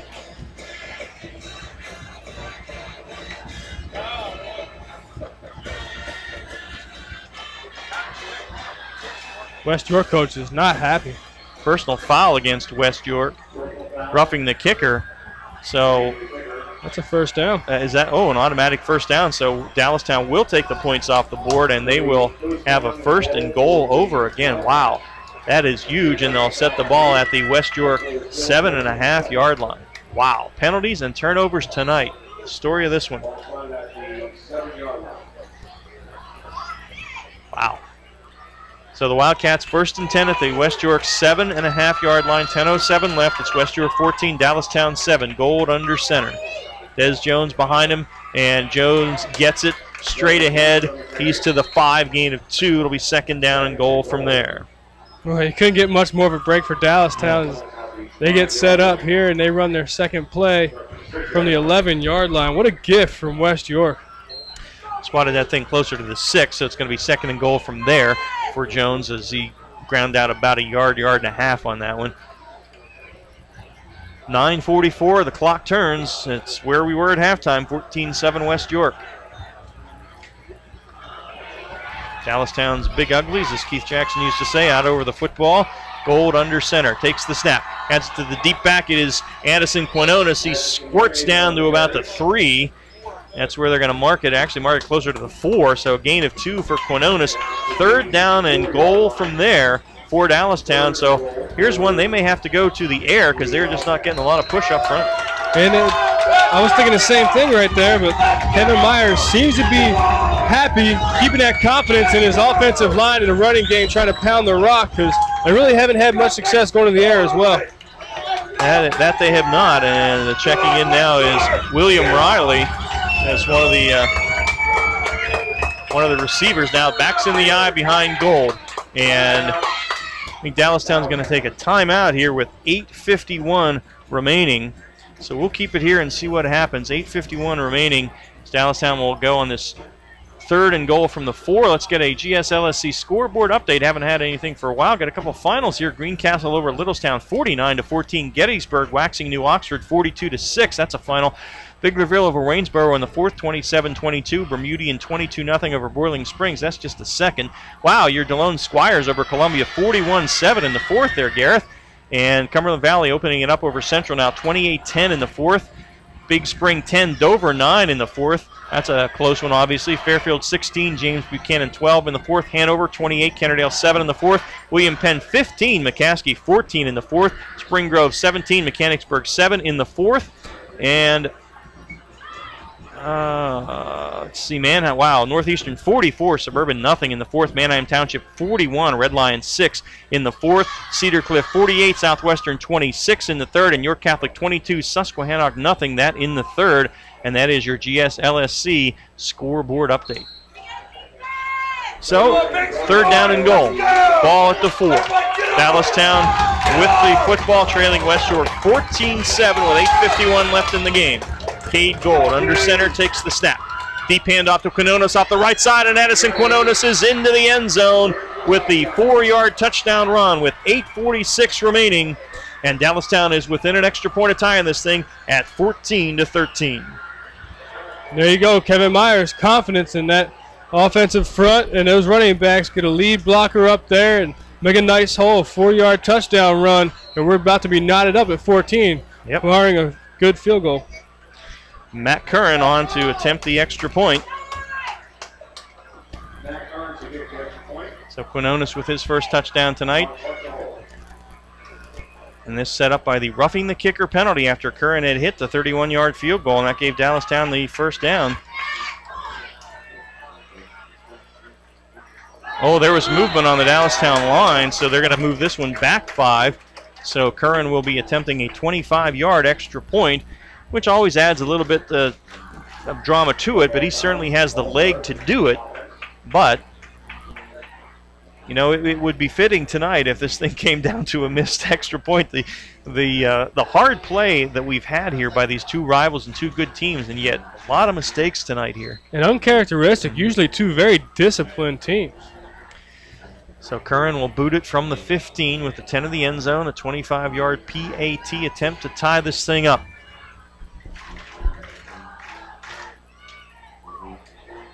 Snap is there. It's through the hands of the holder, and Curran picks it up, and he is still running, fires it toward the end zone, and it is picked off. I believe it's incomplete. And so there is a botched extra point by Dallastown. And with that, West York retains a 14-13 lead with 8:46 remaining in the York Mitsubishi fourth quarter. You're listening to the York Adams League High School Football Game of the Week on WOYK1350.com and GameTimePA.com, presented by WellSpan Sports Medicine. Yorktown Roofing and Siding, locally owned and operated since 1992. The premier building materials distributor in Central PA. Distributors of roofing and siding, windows and doors, decking and railing, seamless gutter and gutter guard, and cabinets and vanities. Both wholesale and retail. Located at 261 Northeast Street in York. Online at YorktownRoofingandSiding.com or call 845-9447 or toll free at 1-800-457-3943. Hi, this is Ron Miller, head coach of the West York Bulldogs. You're listening to High School Football Game of the Week, presented by WellSpan Sports Medicine on Sports Radio 1350 WOIK. First in York, first in sports. Well, Ron breathing a bit of a sigh of relief there as the snap for the extra point was not handled by the holder. He picked it up, got it to Matt Curran. Curran rolled to his right, made a pretty good throw of about 20 yards toward the end zone, but West York had it defended and knocked it down incomplete. And wouldn't it have been something if they'd completed it for a 2-point conversion after all that? Almost did. You know, I was holding my breath because I was just expecting, I didn't know what was going to happen. I mean, it's just been fitting so far in this game. Another crazy play, and unfortunate for Dallastown, and great break for West York. Fast signs kickoff from Matt Curran. That action all happened inside the Jack Giambalvo Dealers red zone, and Curran hits the boot. And a deep kick taken by Jamal Anderson at the goal line, drops it into the end zone, so that'll be a touchback. We've had several touchbacks on kickoffs tonight, and West York will start at its own 20, leading by a single point now, 14-13 with 8:46 remaining in the football game. And that last scoring drive for Dallastown went 9 plays and 3 minutes, 15 seconds, 66 yards marched down the field. Drive was kept alive by a penalty on a field goal and capped off with a 4-yard touchdown run to Addison Quinones. And here we sit with 8 minutes and 46 seconds left in the ball game. West York leads by 1, 14-13. That scoring recap courtesy of Yorktown Roofing and Siding. And out of the gun is Ross Campbell, fakes it to his running back, keeps it, he's at the 30, and just tripped up. He was off to the races if he was not tripped up there on a saving tackle by Nate Strong at the 35-yard line. So Campbell quickly burst for 15 yards, and it's a first down for the Bulldogs. Yeah, it's unbelievable the way this game's been going back and forth with penalties and turnovers have been the story. Quickly, hurry-up offense again for West York. Stauffer has it, looking to run wide to the far side of the field and unable to quite get to the corner. Good defense that time by Des Jones, brings him down after a gain of only 1. So it's got to be 2nd and 9 for the Bulldogs from there. Stauffer just 4 carries tonight and a total of 7 yards, but one of them is a 1-yard touchdown run. So 2nd and 9 for West York now. 8:10 on a turning clock here in the fourth period. Bulldogs by 1, 14-13. And they draw play up the middle to Stauffer. Submarine by Addison Quinones at the 39-yard line. Picks up 3. And so it's going to be 3rd down and about 6 from there for the West York Bulldogs. Pretty good defense by Quinones that time. Yeah, and of the two teams tonight, West York has done a much better job converting on 3rd down. Here we go with 3rd and 5. See what they can do. Out of the gun, Campbell fakes it, keeps it, up the middle he goes, and gets about 3 to the 37 or 38-yard line as he is stopped in there for Dallastown by Grant Hughes, a 6-foot, 190-pound senior defensive end. It's going to be 4th down and about 2, and from this position on the field, you got to believe that that's going to be a Fink's Garage punt as Campbell will drop into the punt formation. We'll see. There have been 2 fake punts tonight, but I wouldn't think they'd try it from here, but you never know. Actually, they line it up to go for it on 4th and 2. Campbell in the shotgun, and he's looking to throw. Now he's going to run, and he's got the first down. He's outside the 45 and knocked out of bounds near midfield. So West York gambles for it, and Campbell got to the 49-yard line. And so he picks up 6 on the run on 4th down and moves the chains, and boy, that is really huge. They actually marked that at the Dallastown 49, so it's a gain of 8 for Campbell. Such a nice weapon to have your quarterback be your punter. No kidding. Able to look for that pressure coming off the edge, and if no one's there, just keep it, string it out, and run for a first down. So at the Dallastown 49, 1st and 10, 6:48 now on the clock, and West York start working that clock a little bit. Play fake to Bowers. Campbell keeps it again, straight ahead for about 2 to the 47-yard line. Des Jones in there on the stop, but that'll make it 2nd down and 8. But again, the clock will move to 6:30, and not going to leave. West York would love just to chew this clock and not leave Dallastown much time if and when they do get it back. And the way this last drive is gone, and really the second half, you can see Ron Miller, he's really comfortable putting the game in his quarterback Ross Campbell's hands. That's where you see Ross Campbell toting the ball 22 times like he did at last week's ball game. Has 16 carries so far tonight, and now Miller's going to take a timeout with 6:04 remaining. And so that's West York's first of the half. Did Dallastown they took a timeout earlier, I believe. Both teams have 2 timeouts left. All right, so they will take a timeout, talk it over, 6:04 remaining. We'll take a timeout as well, brought to you by your neighborhood Surefine Markets, West York 14, Dallastown 13, 6:04 left in the York Adams League High School Football Game of the Week on WOYK1350.com and GameTimePA.com, presented by WellSpan Sports Medicine. Firing up that grill? Well, first, step up to the plate and swing for the fences with your neighborhood Surefine Butchers. We're not talking case-ready, prepackaged bundles of meat brought in from who knows where. Your local Surefine store has meat cases filled with freshly packaged fillets, thick chops, and delicious steaks cut just the way you like it. Plenty of great-tasting smokehouse meats, too. Shop Nell's, Surefine, Wetzel's, and New Oxford Surefine stores. We're your neighborhood Surefine stores. Catch weekly specials at surefinemarkets.com. Hi, this is Kevin Myers, head coach of the Dallastown Wildcats. You're listening to the High School Game of the Week presented by WellSpan Sports Medicine on Sports Radio 1350 WOYK. First in York, first in sports. And out of the timeout, West York with a 2nd down and about 8.5 just inside the Dallastown 48-yard line. Campbell, deep handoff to Bowers. Bowers hit in the backfield and goes down at midfield. And knifing through to make that play was linebacker Hayden Shimp, a 5'10", 165-pound senior. And Bowers is dropped for the 2-yard loss, and it's going to set up a 3rd down and 10. Good defense that time by Shimp as he came through unblocked from his linebacker spot and made the stop. West York really need to do something here, get some yards back, and see if they get that 4th and short situation, maybe go for another 4th down, keep this clock rolling. Campbell out of the gun, flakes it to Bowers. Campbell keeps it straight ahead inside the 45 to the 44. Quinones on the hit.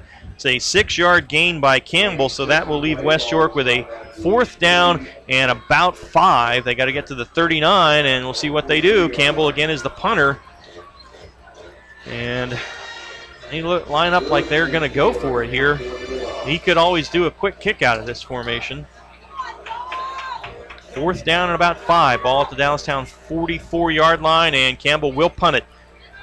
Dallastown had no one deep, and they'll try and pin him. It hits at the 6 and bounces inside. It's into the end zone as the West York player, it was Diego Torres, couldn't quite get that ball before it got into the end zone to try and pin Dallastown deep. So the Finks Garage punt will go into the end zone, and Dallastown will get it at their own 20 with 4:51 remaining in the York Mitsubishi 4th, and they trail by a single point. Missed that extra point after the last touchdown. 2 timeouts remaining, so all the time in the world for the Wildcats. Yeah, big-time drive right here for the Wildcats, and they got a kicker in Matt Kern who can really boot the ball. We saw him kicking long field goals before the game, and had a 31-yarder he made earlier that was negated because of the penalty. He ended up getting 6 points.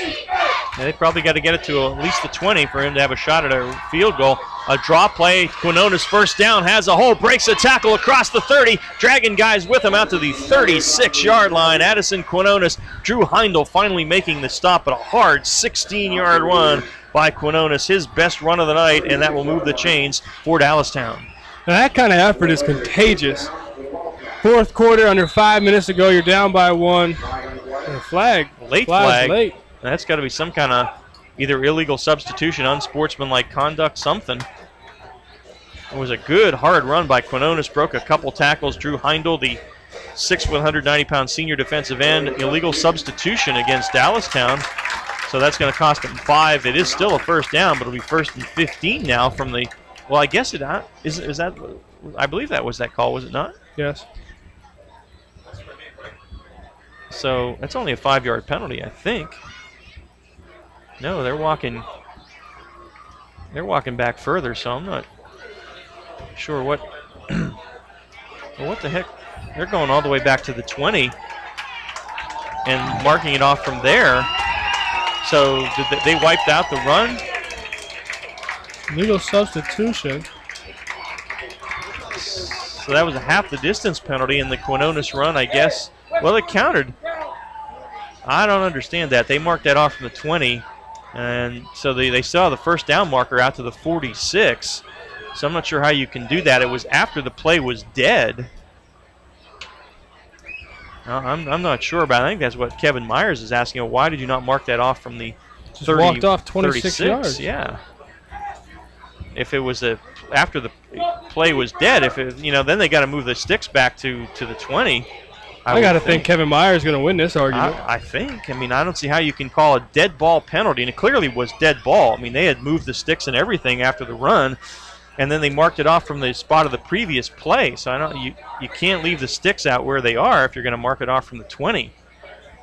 So I don't know. Kevin Myers not happy as he walks back to the sideline, and they're leaving the first down marker out from the 36 to the 46-yard line. So it's going to be first down. And now they're bringing the sticks back. So that at least is something for Dallastown, marking them at the 20. So the Quinones run apparently never happened. So we'll wipe out that 16-yard gain. And it's first and 20 for Dallastown at their own 10. Wow, that's weird. Gold under center now, puts Jake Jansen in motion. Dallastown goes right to left. Play fake. Gold going to fire it out there. Threw it for Jansen. Missed him in the flat. Incomplete. It's going to be 2nd and 10. And Cade Gold is now 8 for 22 on the night. He started out 4 of 6, but has been struggling since that first quarter. We see it again, Ron, with these penalties are drive killers. You get that momentum. Addison Quinones coming out, 5 minutes left to go in the fourth quarter. He sets the tempo, running guys over, almost breaks free for a touchdown. Almost scampers 80 yards, and you see the guys are jacked up. Penalty, and here you go. 2nd and 20. And that was odd because it was called so late. They had already moved the sticks for the first down, and then they called the penalty from the previous play. You just don't see that. On 2nd and 20, and Quinones up the middle, but only about 3 or 4 yards there. And now another flag flies late. So it's a 3-yard run by Quinones, and the referee throws his flag, and we'll see what this one's all about.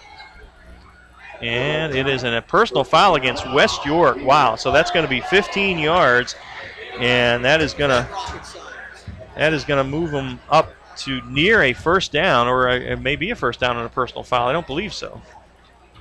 But if it's 15 yards, it's going to get them awfully close to that first down. They got to get it out to the 30. And the official walking it out now to the 28-yard line. So there it will be 3rd down and 2 for Dallastown. Jeez. Much different than 3rd and 17. Well, that's for sure. So neither coaching staff going to be happy about the goings-on outside the plays here in this series. 4:31 left in the game. It's West York 14, Dallastown 13. It was like Halloween, Ron. It's been trick-or-treat all night, every single play. I guess. The spirit store just opened, so we're not there yet.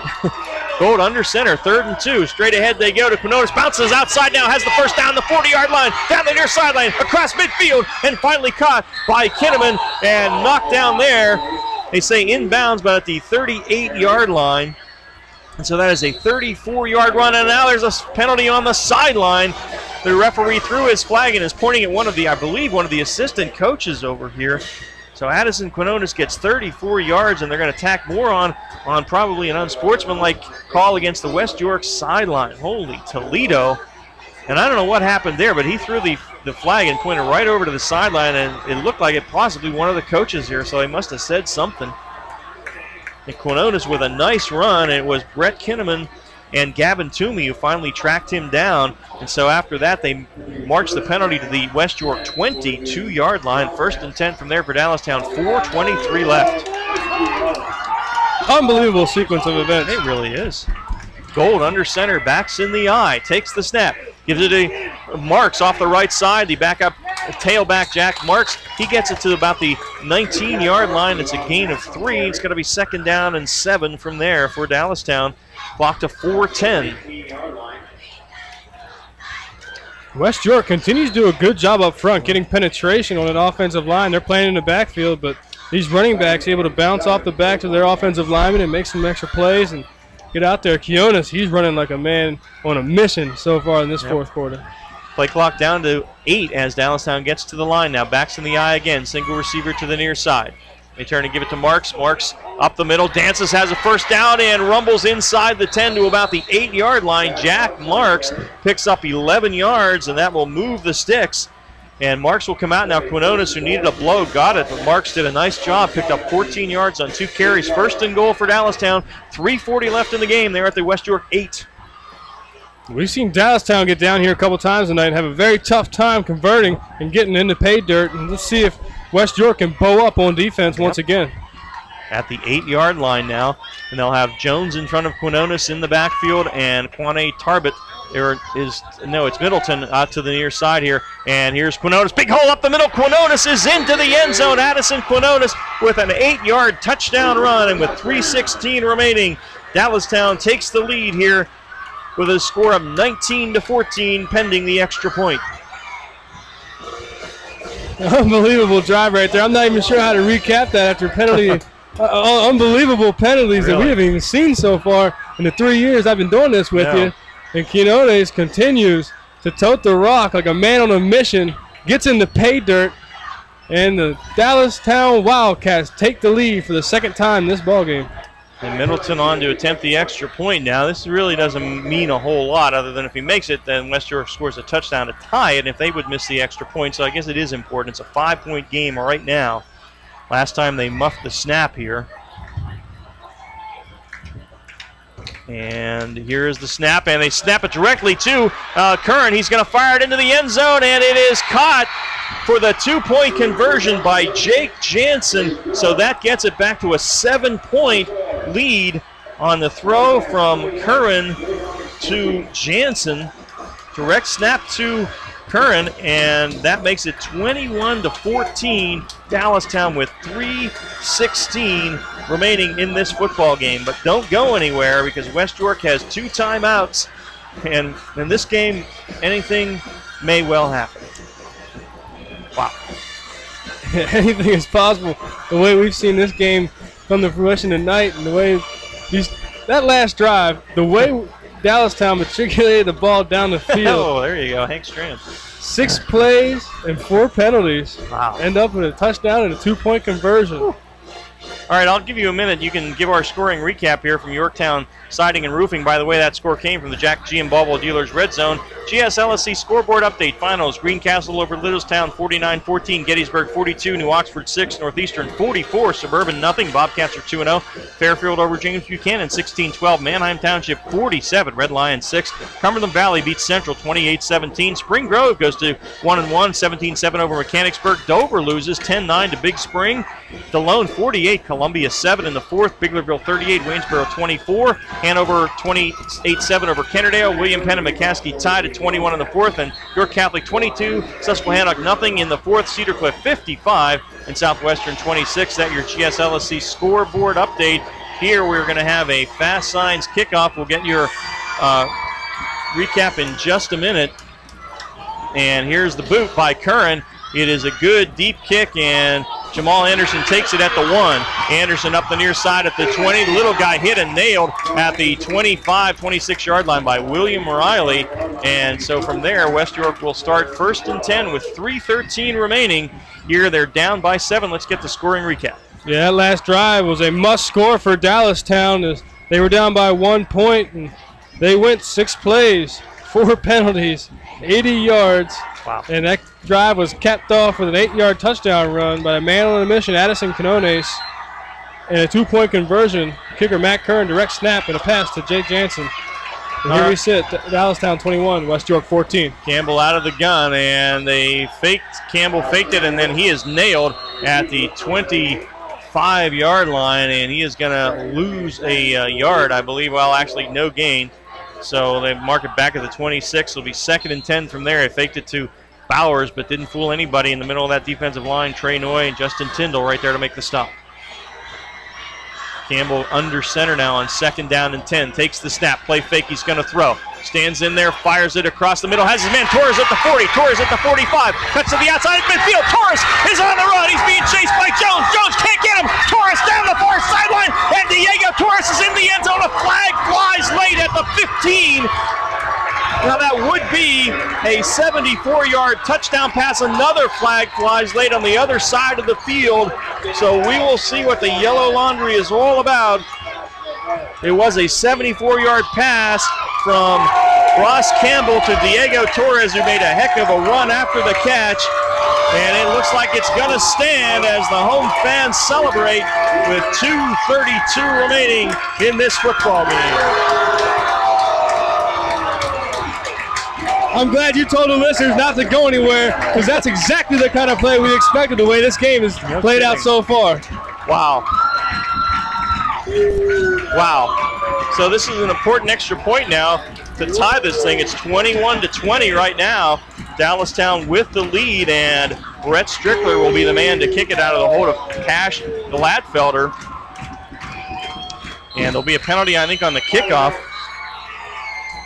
And I think Cody Hupta is the snapper. And is Dallastown timeout? I didn't catch that. I think it was. Well, we will see. Is that a Dallastown timeout? All right, that was a West York timeout, so that was the second. So Dallastown still has 2 timeouts. I want to remind you, folks, there's 2 minutes and 32 seconds left, and Dallastown has 2 timeouts left. Now, there was a major penalty. I think it was probably unsportsmanlike conduct, so West York will likely be kicking it from the Dallastown 45. They may squib that thing, try and get Dallastown way down in the end zone. Otherwise, or near the end zone, they'll give it to them at the 20 if they boot it for a touchback. But West York must first make this extra point to tie the game. That is key. And we've seen an extra point missed tonight, and we have seen another extra point with a direct snap to the kicker for a 2-point conversion. Or do you do that? Do you go for 2? Well, it's crucial. The big mistake, and I don't know if it's a mistake, but if you're West York and you know that Dallastown could possibly go for 2 to put them up by 7 points, you kind of want to play for that 2-point conversion and kind of give them the free extra point, but it's tough to think that far ahead. Yep. Now, this ball may be closer than normally as well, because if there was a penalty on the touchdown, which there was, this ball may be spotted at about the 1.5 yard line as opposed to the 2.5 where you normally have the extra point. So that may reflect their decision on whether they go for 2 as well. And you think about how Dallastown is starting to run the ball their last 2 possessions with Addison Quinones scoring on the end of both of them. Yep. This might be the chance to go for the win. The ball looks like it is sitting inside the 2 yard line. They moved it to the far hash mark, and we'll see what West York decides to do. That is a real consideration. Ron Miller walking to the sideline. Now Kevin Myers returns to his sideline, and the Bulldogs are going to come out here, and they are going to go for 2 and the lead.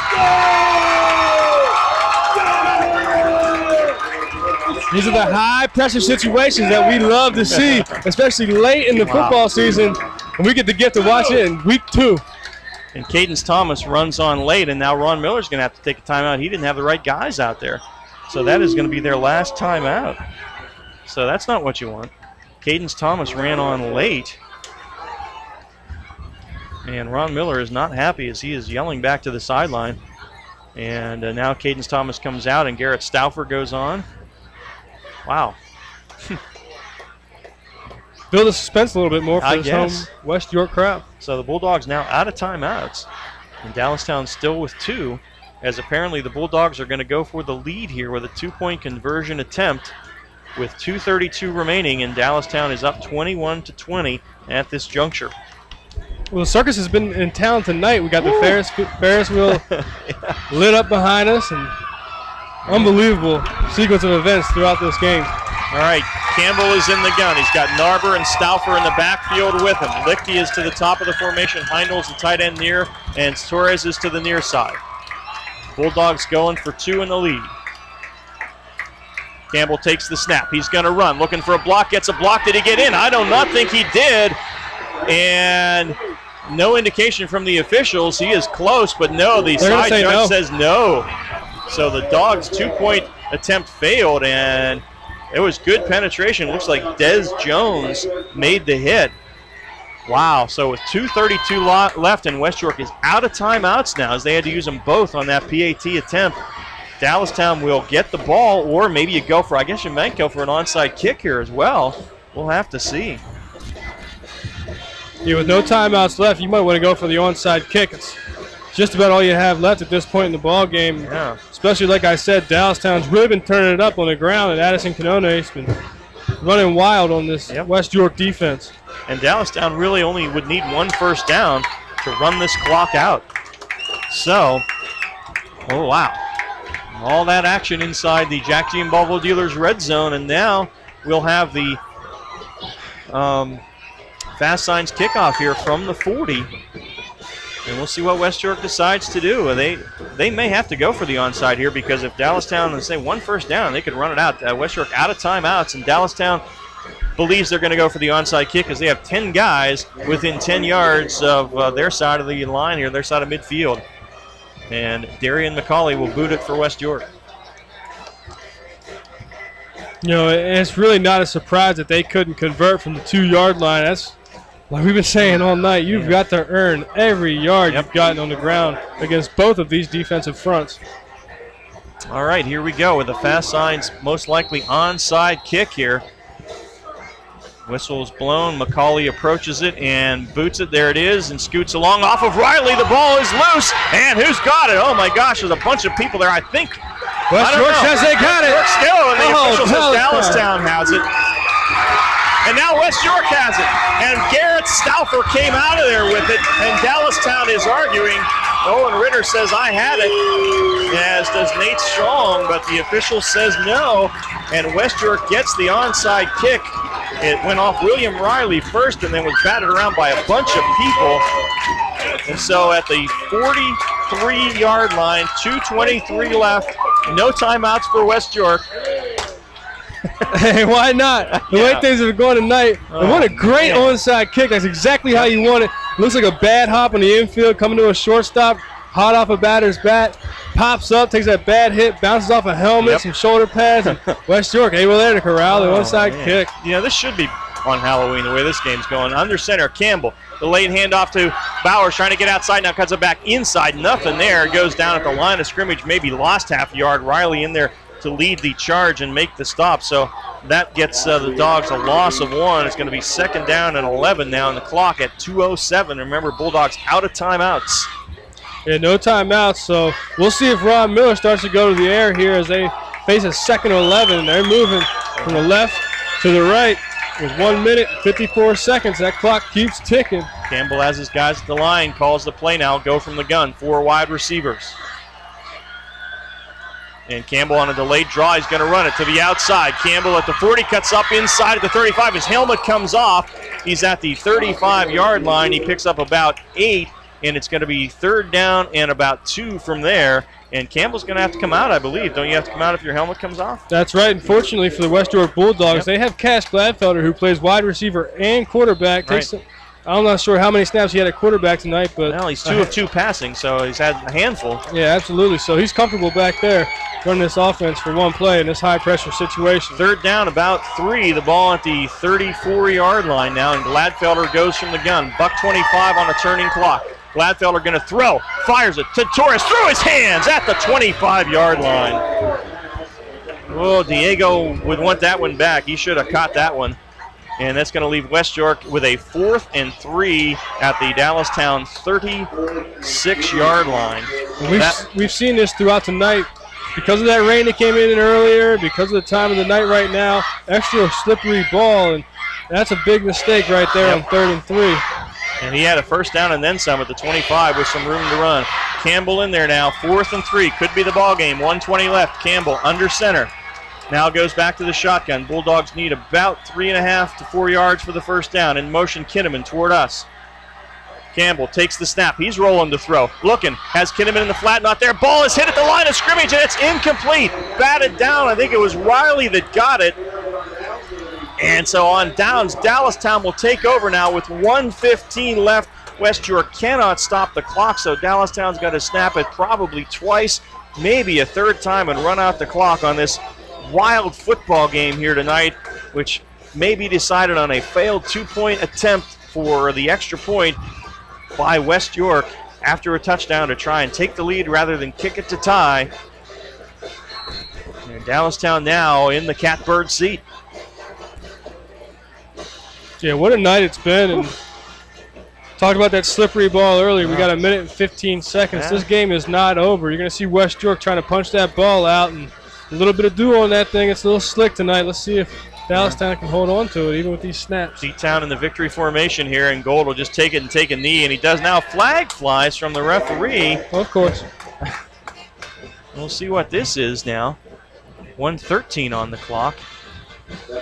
Illegal. Now that's illegal substitution, right? I guess that other one may have been an illegal formation that they called. That was a weird penalty, too. That'll move Dallastown back 5. That really doesn't matter a whole lot now. They ran off 2 seconds on the clock. I don't know if that is going to make a big difference either, but they may put those back, although they haven't signaled to do so. So it's 1st and 15 for Dallastown at their 30, but again, West York out of timeouts. So on the 4th down pass attempt, it was batted down at the line of scrimmage. And Dallastown now just a couple of snaps away from going to 2-0 in a year. And Gold takes the snap, no flags this time, so that will run it well under a minute. The play clock is 25 in high school football once they whistle it for play. And the clock is at a minute now, and they whistle it right at the minute spot, so they'll have to snap it 2 more times. But it's just 2nd down and 15, so 2nd down snap, 3rd down snap. Yeah, what a heartbreaker for West York tonight. They really thought they had it in the basket and came back and had a play that they thought they'd still be alive, and not to get it on that when they went for 2. And you can't blame Ron Miller going on for the gusto. Gold takes the snap, takes the knee, now clock at 33, so they may not even have to snap this. We'll see when they whistle this into to play. And the game clock is under 25, so that's it. And there's your final score. Will be Dallastown 21 and West York 20 in a heck of a game, an odd game, but one that the fans will be talking about for a while, I suspect. A little bit of everything in this one, and Wildcats are going to get the road victory and go to 2-0, and West York will fall to 1-1. We're going to take a break, come back with the Stony Brook Family Restaurant post-game show as Dallastown wins at 21-20. You're listening to the York Adams League High School Football Game of the Week on WOYK1350.com and GameTimePA.com, presented by WellSpan Sports Medicine.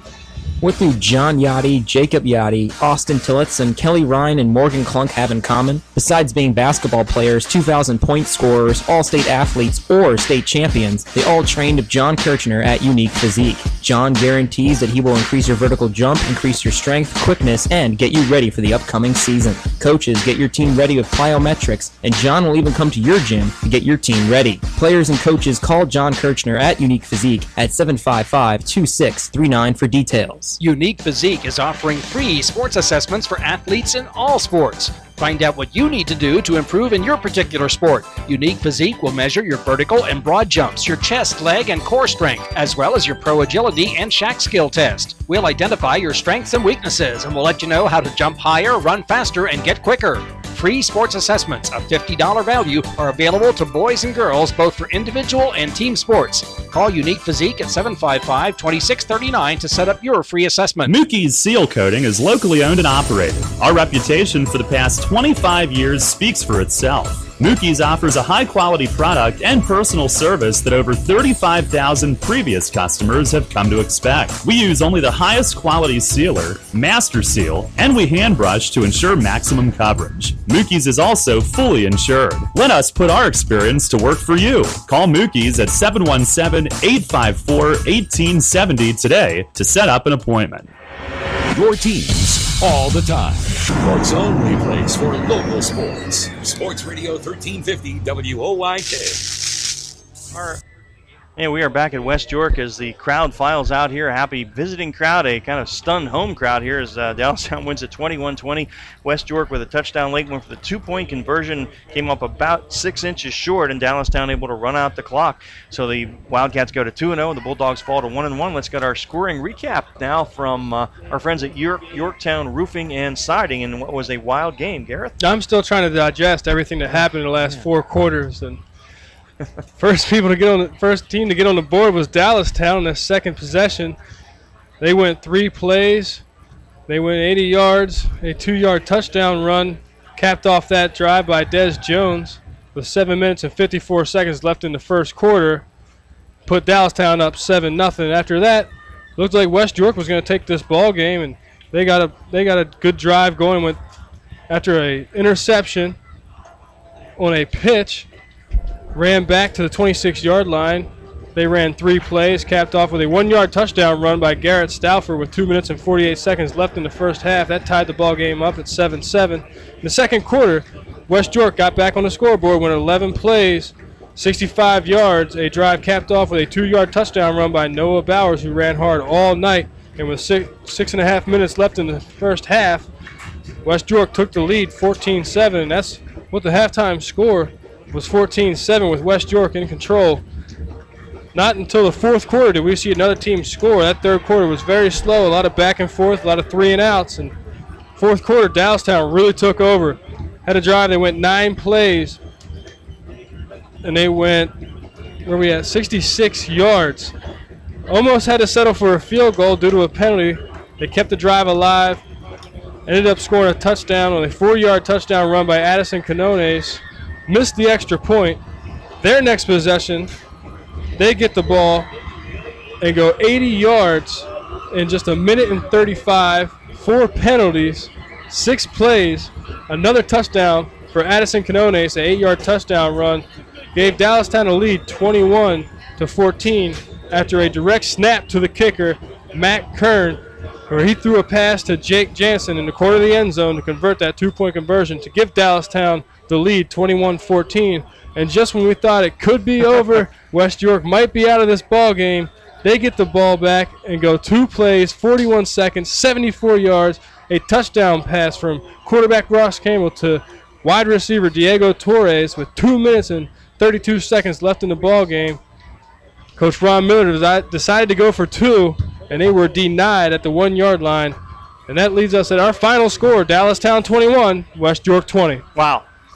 And that was a heck of a wrap-up. And it was a heck of a game. So the Wildcats win at 21-20 here on the Stony Brook Family Restaurant post-game show. Take a break, come back with the Shipley Energy post-game stats after this. Get ready for winter now and save big on your heating oil or propane costs. Call today to schedule your first fill, and don't forget to ask our energy advisors about the right money-saving plan or budget to fit your lifestyle. Lock in your rate and protect your price all winter. Our price-protected customers save an average of $325 per year. Visit ShipleyEnergy.com or call 855-4SHIPLEY to schedule your next heating oil or propane delivery. Shipley Energy, energy for life.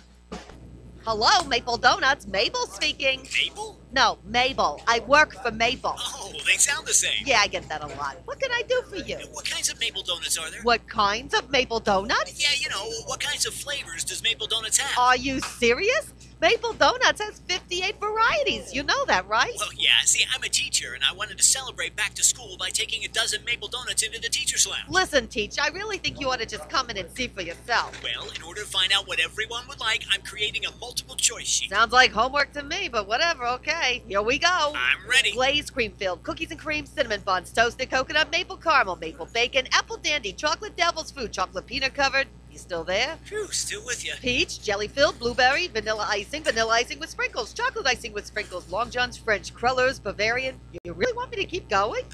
No. I think I better come in. Yeah, like Charlie Donut always says, you gotta see the selection to believe it. Maple Donuts taste right. Providing quality services efficiently and in a timely manner to its clients is the mission of the law firm of Griffith, Strickler, Lerman, Salamis & Calkins. GSLSC is equipped to handle any real estate transactions, leases, residential and commercial real estate settlements, zoning issues, and all matters involving municipalities.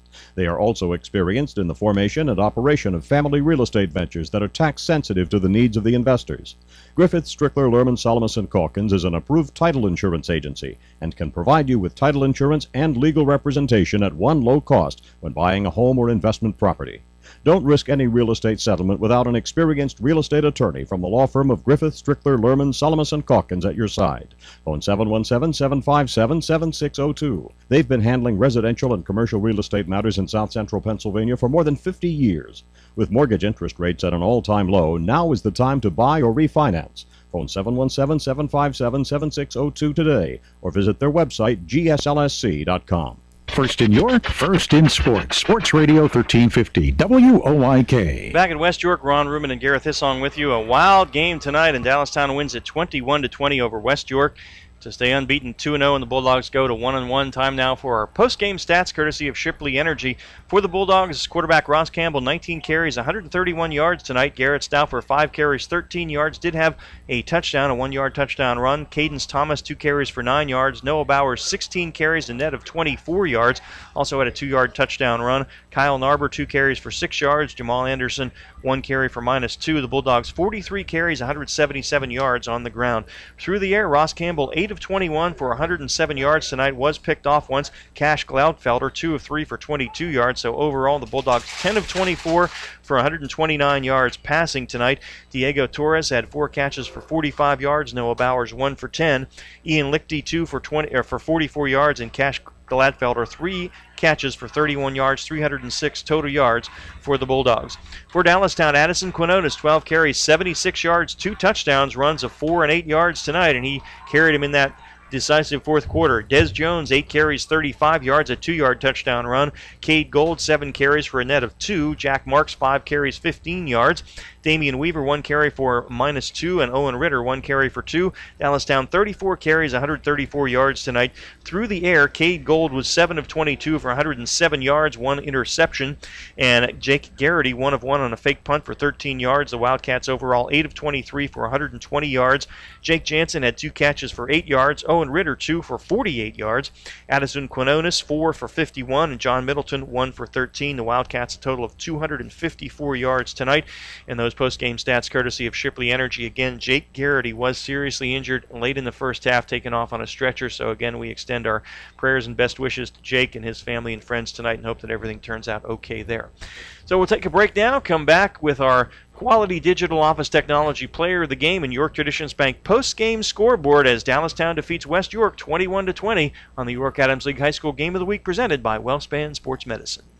For over 30 years, Quality has lived up to its name by providing the best solutions, service, and support for all of your office technology and furnishing needs in South Central Pennsylvania. From copy systems to network sales and custom programming or web design, let Quality help improve your workflow. Moving or looking to upgrade your work environment? Contact Quality to speak to our interior design specialist. When you're in the market for digital office technology, think of the knowledge, experience, and passion for excellence that defines Quality. And as always, have a quality day. I'm Dr. Mike Bowser. I'm the owner of Bowser Dental Arts. I've been a York Traditions Bank customer for about 8 years. I do primarily general dentistry with a lot of cosmetics and reconstruction. It's just like any small business. There are ebb and flow to cash flow. Things have to be structured and so the technology advancements are affordable, and that's where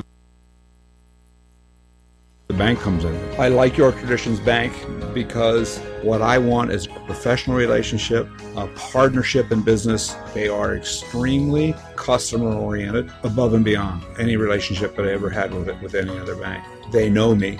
Patients won't return or won't come to me unless they trust me and unless they feel that I'm honest and looking out for their own best interests. And I think those are the exact same qualities that York Traditions exemplifies. Large enough to help you build your business. Small enough to build a relationship. York Traditions Bank. Any bank can keep your money for you. Not every bank helps you with your dreams, though. And not every bank builds relationships the way York Traditions has. Member FDIC. Equal Opportunity Lender. Your county, your teams. Sports Radio 1350 WOYK. First in York, first in sports. Ron Ruman, Gareth Hissong back at West York here as the crowd files out as Dallastown wins it 21-20 in a wild one tonight. West York going for the 2-point conversion after a touchdown late in the game, and Ross Campbell coming up about a half yard short. Dallastown's defense able to preserve the win. Time now for our Quality Digital Office Technology Player of the Game. Got to go with the senior tailback for the Dallastown Wildcats, number 21, Addison Canones. Had 12 carries, 76 yards with 2 touchdowns. And he really led the Dallastown offense in this fourth quarter and led them to this victory. All right, so Addison Quinones, our Quality Digital Office Technology Player of the Game tonight. Congratulations to him and Kevin Myers on the Dallastown Wildcats. Now time for our Your Traditions Bank post-game scoreboard show. All the finals in from around the league tonight. Greencastle big over Littlestown 49-14. Gettysburg to 2-0, 42-6 over New Oxford. Northeastern over Suburban 44-0. So the Bobcats go to 2-0. Fairfield over James Buchanan 16-12. Manheim Township crushes Redline 47-6. Wow, I didn't see that one coming. Central loses another tough one, this one to Cumberland Valley, 28-17. Spring Grove goes to 1-1 with a 17-7 win over Mechanicsburg. Dover falls to 1-1, a tough 10-9 loss to Big Spring. It was DeLone 48, Columbia 7, so the Squires get to 1-1. Hanover at 1-1, 35-7 over Kennerdale. Bermudian 36, Boiling Spring 6. Biglerville 34, Waynesboro 28. Cedar Cliff over Southwestern 55-33. Wow, Southwestern high-scoring games they've been involved with. York Catholic rebounds to 1-1, 36-0 over Susquehannock, and J.P. McCaskey defeats William Penn 26-21. So the Bearcats 2 tough, close losses to begin their season. So that'll do it for us tonight. Next week we're at Papermaker Stadium as Spring Grove entertains York Suburban. We hope you're with us on WOYK1350.com and GameTimePA.com. Now for Brad and Liz on the video for Game Time, for my partner Gareth Hissong, I'm Ron Ruman. Thanks for listening, folks, and you have a good night.